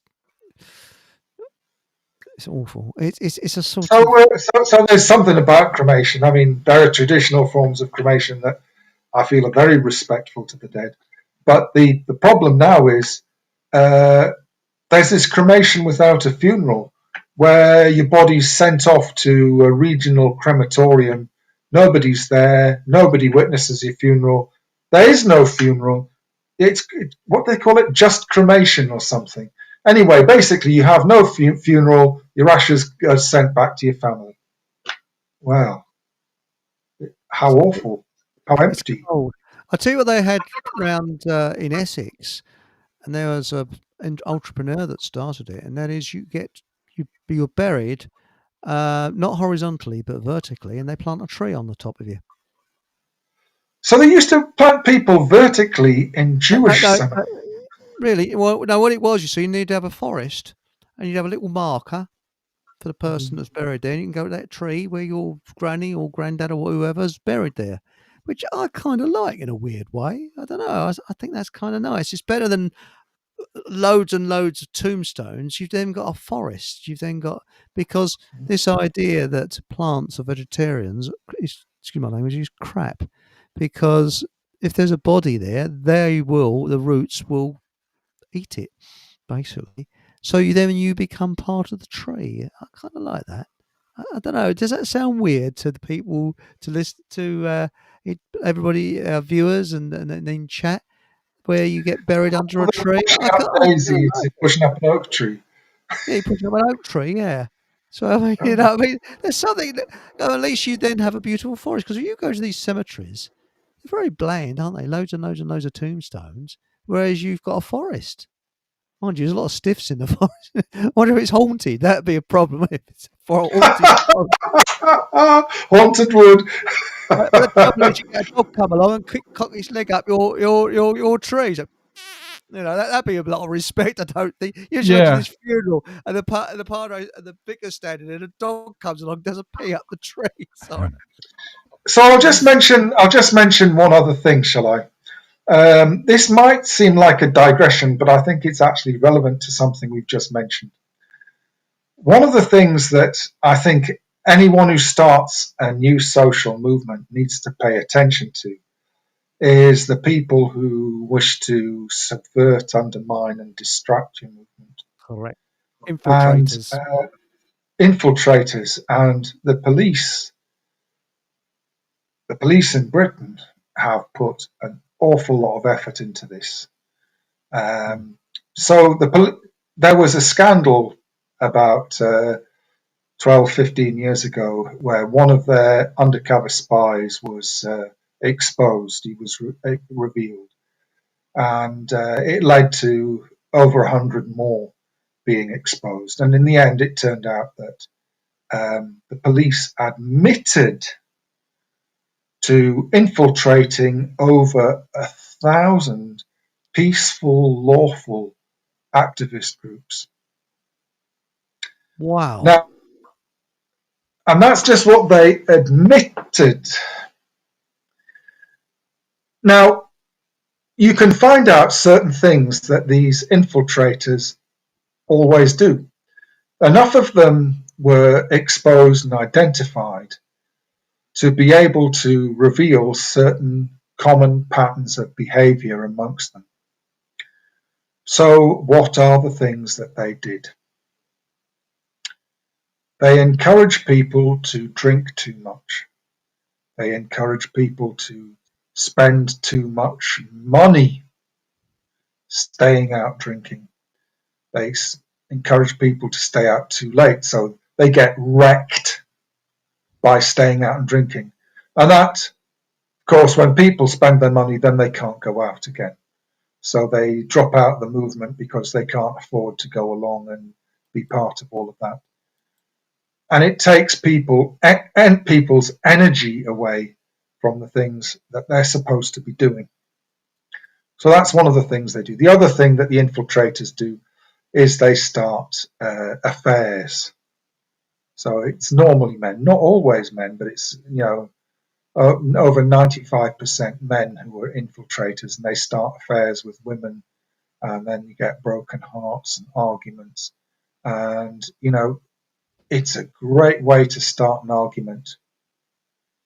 And then those disputes break up groups, start arguments, people distracted from what they're there for, what they're supposed to be doing.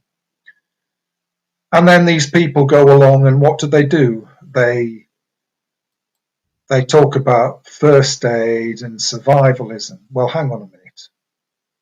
I've been an activist since 1988, and I've never even got a paper cut. I don't need to know first aid. And you know what? I'm not going to go hide in the woods either. I'm not going to be a survivalist. I'm trying to be part of society. That's what I'm trying to build. So I don't need survivalism. But that's what these people go talking about. They're living in some kind of a fantasy where they're gorillas or something. They're living in the woods like the French Resistance or something. Well, hang on a minute. That's not what we're talking about. We're talking about an engaged social movement. We're not going around, taking part in war and getting hurt.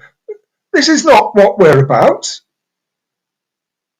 We're peaceful, lawful groups. What people need to know, what they need to focus on, and what infiltrators never talk about is organization. They never talk about the aims of the group or what you're supposed to be doing. They never talk about how to be more effective. They never talk about,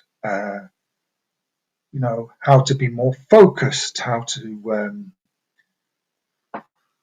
they never talk about the creative side of being an organization, how to reach out to the public. They never talk about the law. They talk about breaking the law quite a lot. Infiltrators always encourage people to break the law. But they never tell you about what the law is and how to stay within the law. These are things that mark out infiltrators from legitimate activists. Now, there has been quite a lot published about, it's alternative websites, I admit, but there's been quite a lot published about infiltrators. If you read it, you will learn a great deal about what the other side wants us to be. And that should tell you a lot about what we should be doing. Whatever they want us to do, we should be doing the opposite of that. So there are a few of these activists that have been exposed. One of them was called Marco Jacobs, and he was in Cardiff. So there's been a bit published about him. I found that to be one of the most clear examples I could find. Marco Jacobs in Cardiff. It's worth looking up that example and reading about him. Show you everything bad that a person can do. That's When really, you know all the wrong things, that should tell you do the opposite. They'll be the right things. A lot of people get distracted this way because they don't have focus on what they should be doing. I hope that was a helpful thing to mention. very helpful. I mean, the truth group I went to, I'm sure one in particular, I'm not mentioning any names or anything like that, was an infiltrator. Absolutely positive, because he stood like a policeman with his feet at sort of 45-degree angle. And it just had all that kind of body language. So I could be totally wrong. I could be 100% wrong, but I just got that feeling. So sorry. Here's something that I can tell you about infiltrators. I don't know about standing like a policeman. Sometimes I stand like a policeman. I can tell you that the policemen who've been sent to infiltrate have been trained not to look like policemen. They've all sorts of things, points they've been picked up on.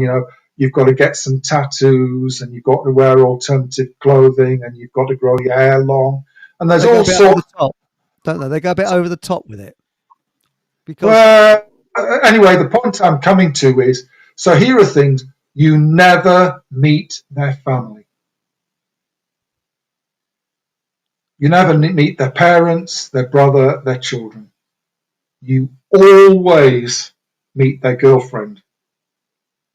You never meet their family. You never meet people who were at school with them. You never know where they really came from. These are people who don't have any past. As a substitute for a family, they've got a girlfriend. They always pick up a girlfriend really fast, probably within the group, because that gives them some sort of social presence and it makes them seem like real people. Doesn't tell you anything about them. wow,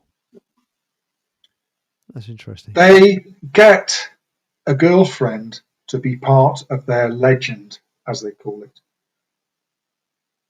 It makes them seem like they're a real person with real relationships. That girlfriend is picked up to be disposable. She's just a tool to use and to be thrown away. So what's interesting is very often the police have got information about the background of people in these groups, and they know who's vulnerable. So, for example, somebody whose father's just died, well, they'll zero in on them because they're vulnerable. And they'll exploit that. It's really brutally cynical. They leave people desperately harmed. Wow. So, Marco Jacobs in Cardiff. Really worth looking up him and looking up at what he does. People who come in and teach you survivalism and first aid, you never meet their family, you always meet their girlfriend. Interesting. And they never talk about activism. They never talk about things that would be helpful in achieving your group's aims. These are things that people have to learn as part of self-defense in setting up an organization. They also need to learn about the law that is relevant to operating a group and trying to stay within the law, using the law as your defense when it's possible to do so. We definitely do not want to operate regardless of the law and make ourselves vulnerable to the law.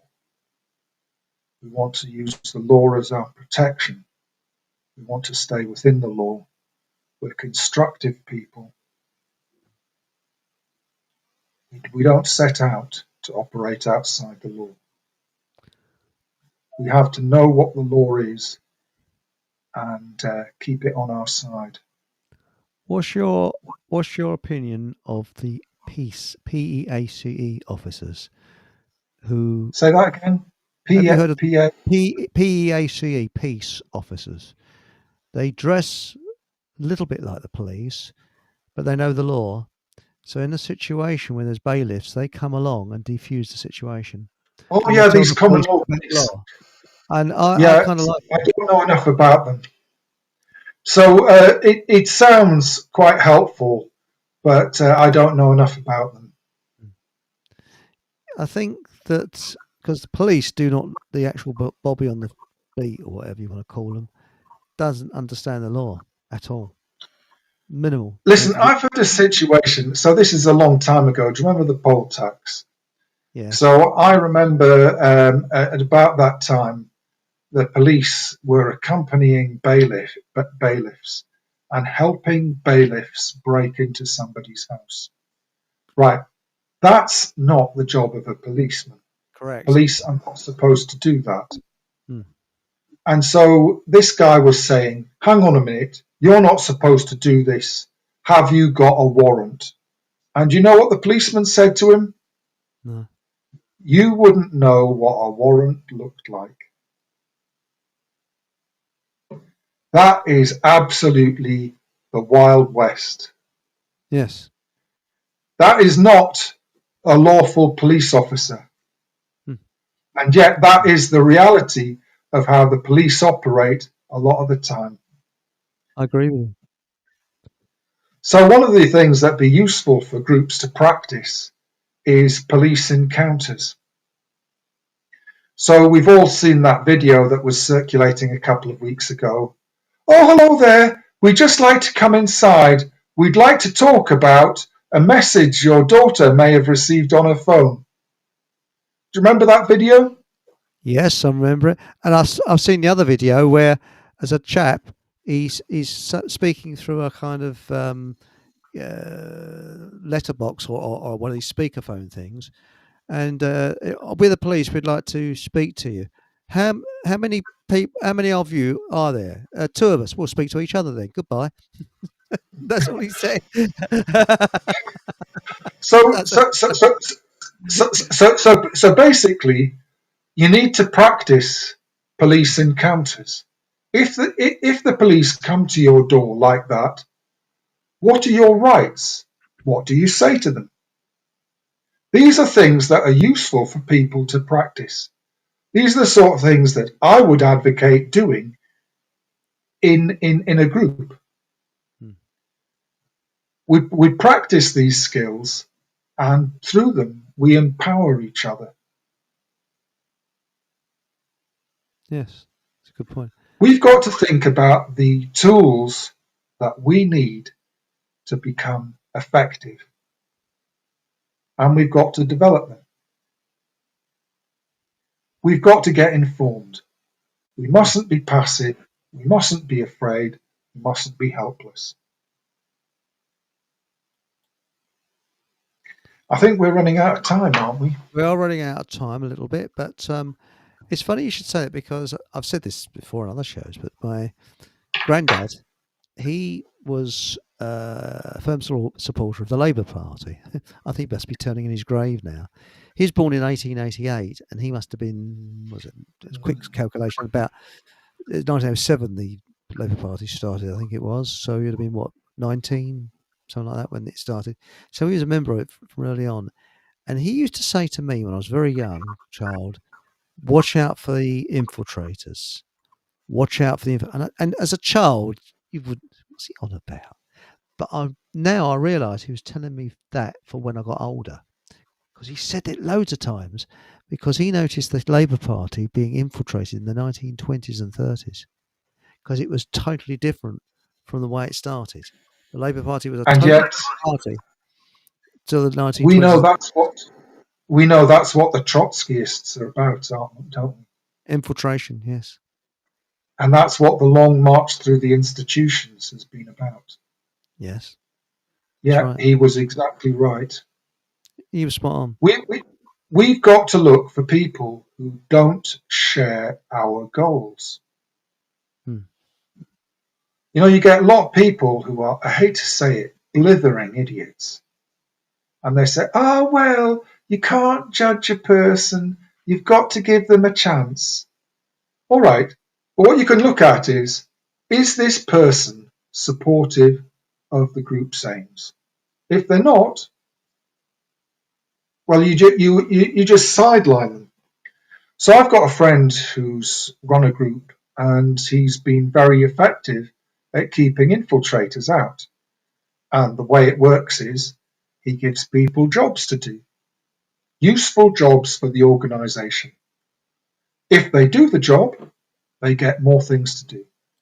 If they don't do what they've been asked, They don't get anything else, and they just cease to be part of the group. It's as simple as that. Either they support the group, help it, do things that further the group, or you just don't give them anything. But also, I know They this. become. I know it's wrong to destroy a person's character, and I don't believe in that.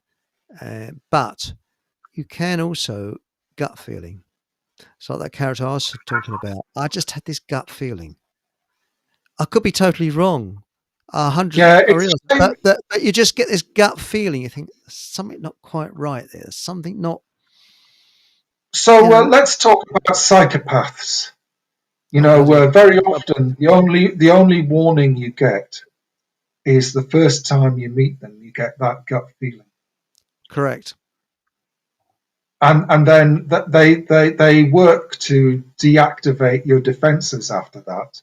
That's right. But that gut feeling you get the first time is the only time.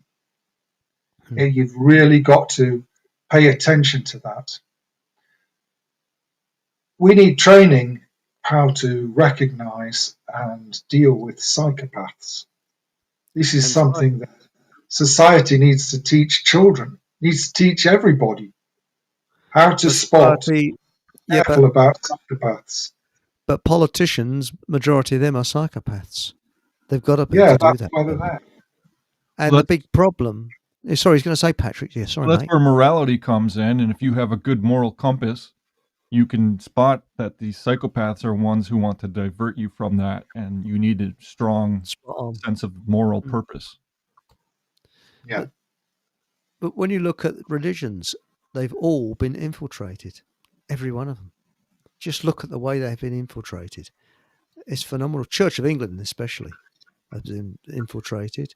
Catholic Church, was it 1965? I think it was. Wasn't it? Patrick, it's been going on centuries. Don't kid yourself. It's nothing new. There's been the devil's always been interested in the church. Remember, the devil came to see Jesus and tried to tempt him. Yes. And I like what Exo says. Just watch Prime Minister's Question Time. Yeah, I mean that. In fact, I haven't got a television, but when it came on, you didn't need a sick bag; you needed a sick bucket. It was so bad, that show. It was so full of people clapping. Oh, marvelous! I think we should. And it's just a load. I think we should give the Prime Minister a warm round of applause for being such a splendid human being. Yeah. Oh no, I think the Prime Minister's a rotter because he doesn't support our party. And isn't that something, the way that they seek vain applause? It's kind of the mark of a psychopath, in a way. Or just somebody who doesn't really have any depth and hasn't quite understood their purpose in life. Bunch of monkeys in suits. Approval. That's what Exo says, and I agree with him.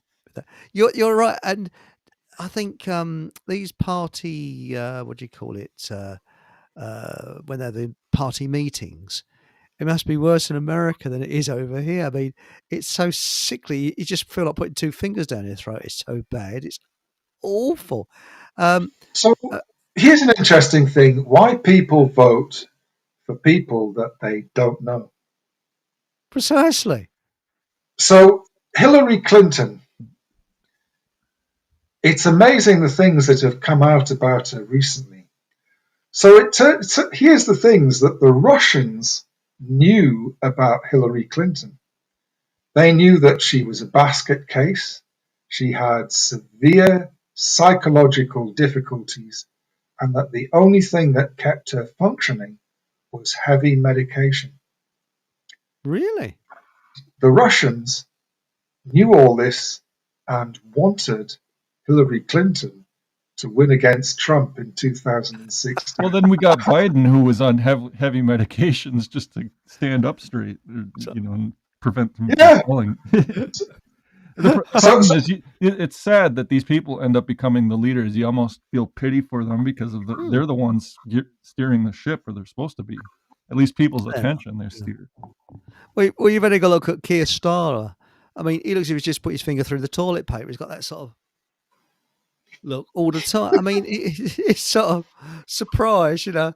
Excuse me, our fart's supposed to be lumpy. Oh, no. You can just imagine him saying that. You know, I mean, it's just a dog, isn't it? I mean, what a disgrace. But The real joke is somehow he got elected.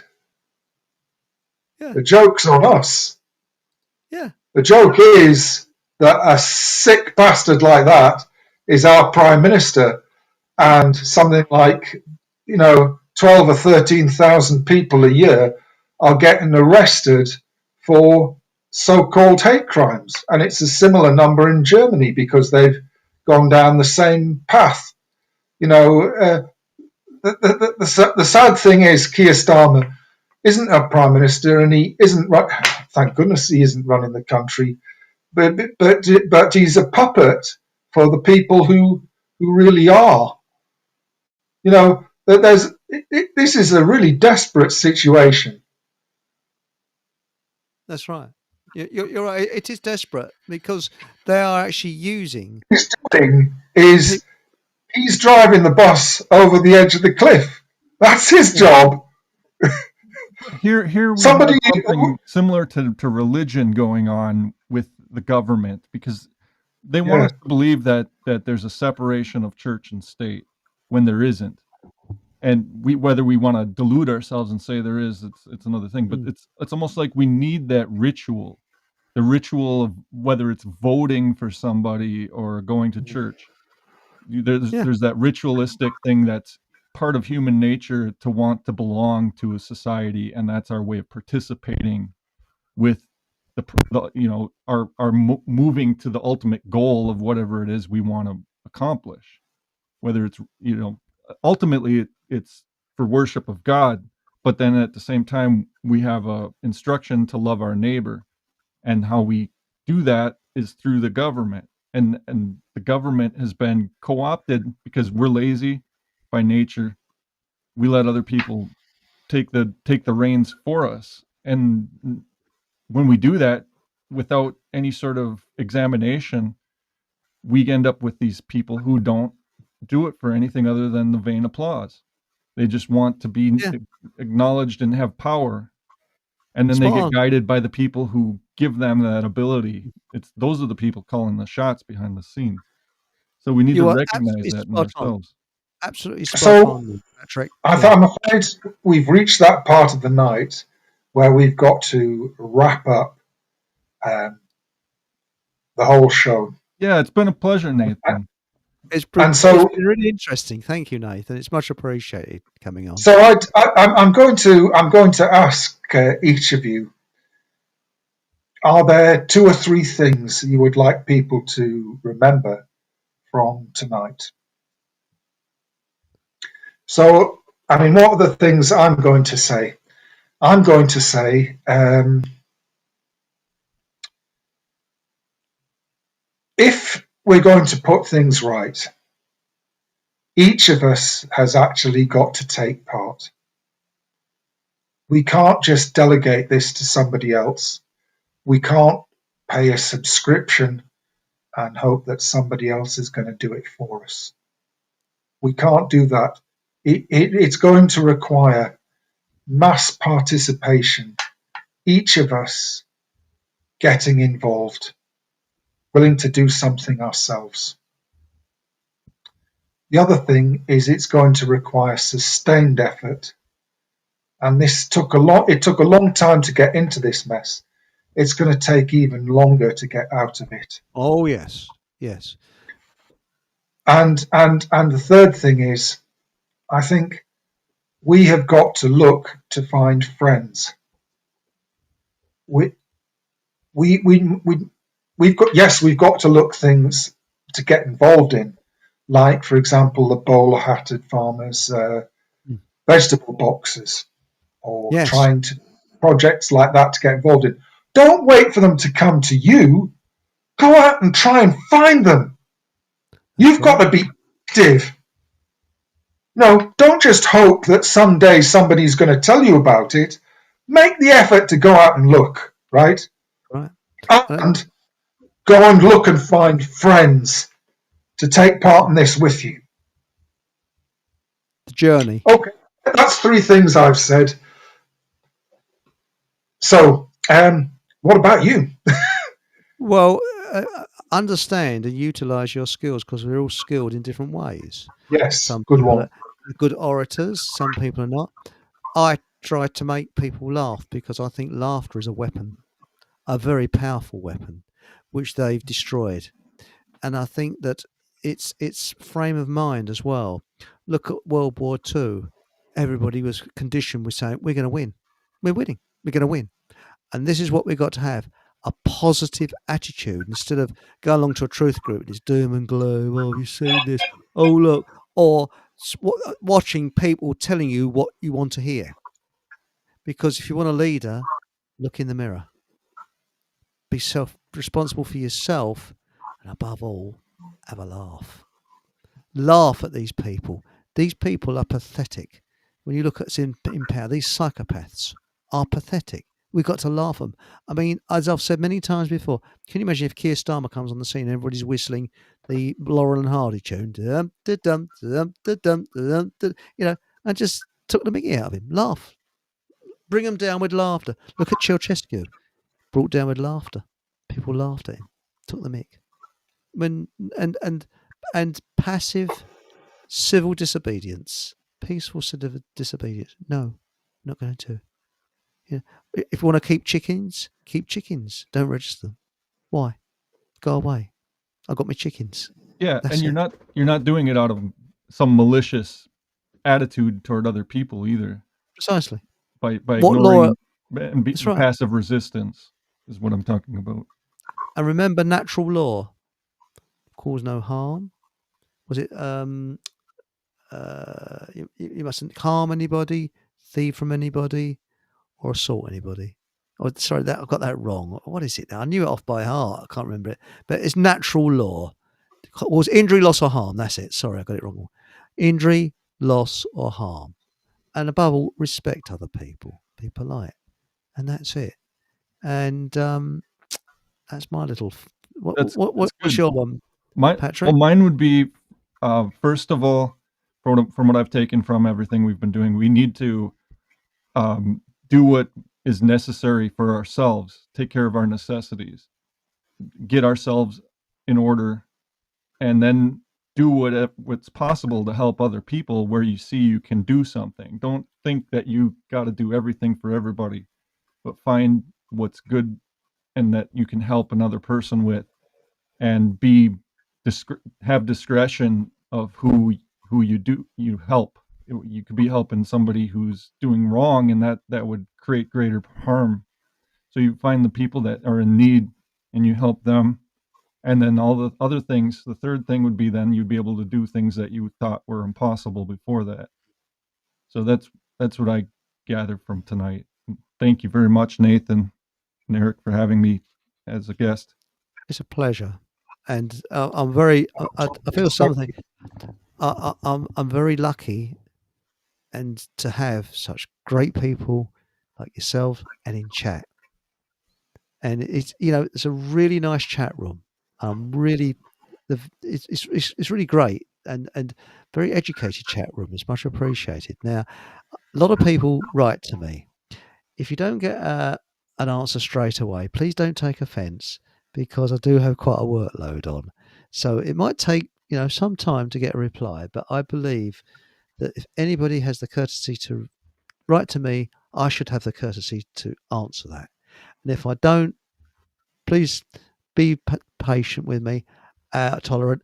And if I still don't, then send me a reminder because I probably overlooked it.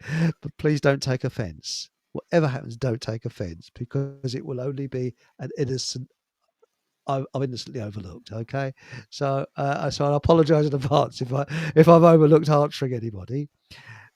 Tomorrow night we have Dr. Mayhill on. Now, she's very high profile, and I'm very lucky to get Dr. Mayhill on. I don't know how the show will work. And I hope it will be chat room led. Not chat room, but we can go backwards and forwards in chat. She generally likes to lecture, so I don't quite know how, because I've never really spoken to her. So tomorrow night, 8 o'clock on YouTube, and it'll be on Rumble as well. Dr. Mayhill's coming on, so you might want to, if you got, I don't know, a dodgy toenail or something, or but not too heavy, okay? Not too heavy, So please, like, my dog's got a ball on its bum, and it's. We don't want anything like that. Yeah, we got to keep it polite and sort of genteel, shall we say? So let's keep it light. And is there anything you'd like to say before we go off, Patrick or Nathan? Nathan or Patrick? Well, I'm working on your dad's book, or your book about your dad. So, oh, thank you. It's kind of you. You sent me this. Yeah. That's okay. I hope you're enjoying it. That was the spin-off from the main book that he wrote, which we called War and Peace, because that was about 700 to 800 pages that he wrote. Took him 10 years to write it. Not the booklet you've got, I hasten to add. But, if you like that booklet, I'll pop over the big book to you, And there's one other thing. Oh, sorry. There's one other thing I might mention. There's a mass vaccination campaign happening in British schools at the minute. School children getting mass vaccinated. Don't even know what it is, but they're getting, one vaccination in each arm. They're pressured into doing it. They have to opt out in order to have it not done. That's right. Yeah, also, exactly. Another bit of fear porn. You'll see it all over the internet. This thing, Atlas. Excuse my language. I'm not an astronomer, but I've looked it up, and there's a couple of very, I would trust type astronomer people, and they say it's a load of bullshit about aliens firing rays towards the Earth. Bullshit. Total bullshit. It's nothing to worry about. It's yet another bit of fear porn hyped up. So, there's a lot of fear porn around. It's hyped up out of all proportions, because what it is, it's clickbait all the time. NASA are terrified. The government are not saying what will happen. That's all it is, really. It's just clickbait. I'm getting sick of clickbait, but that's what it is. So please don't get worried about it. It's nothing to worry about. And was it Hopi Indians? Why are those poor sods always picked on? Because at the end of the world was picked on. It was a Hopi Indian prophecy, and had to actually make an official statement that it wasn't it wasn't their prophecy. And the other one was it the ear candles, Hopi ear candles. It's nothing to do with the Hopi Indian tribes. They made an official statement about that. And there's another one. Oh, we're going to see the sun tumbling, and this is with Atlas, this new thing. Bullshit. Sorry, it's just. So, don't worry. I like what my Anthony said. I couldn't possibly say it, but yes, I agree with you, Mark Anthony. And if I haven't put your thing up here, what is it? What you've said here? I do apologise. I'm only human. What is it? Most parents won't go for the children having that in the arm. It's massive push. Yes, I agree. Now, thank you very, very much, everybody, for coming on the show. Please join us tomorrow night for a special. It's Dr. Mayhill. And as I say, I don't know whether she'll be happy to go backwards and forwards in chat or not. I just don't know, because I've never spoken to her. She's coming on tomorrow night. I'm really excited about it. I'm very lucky to get her because she is high profile.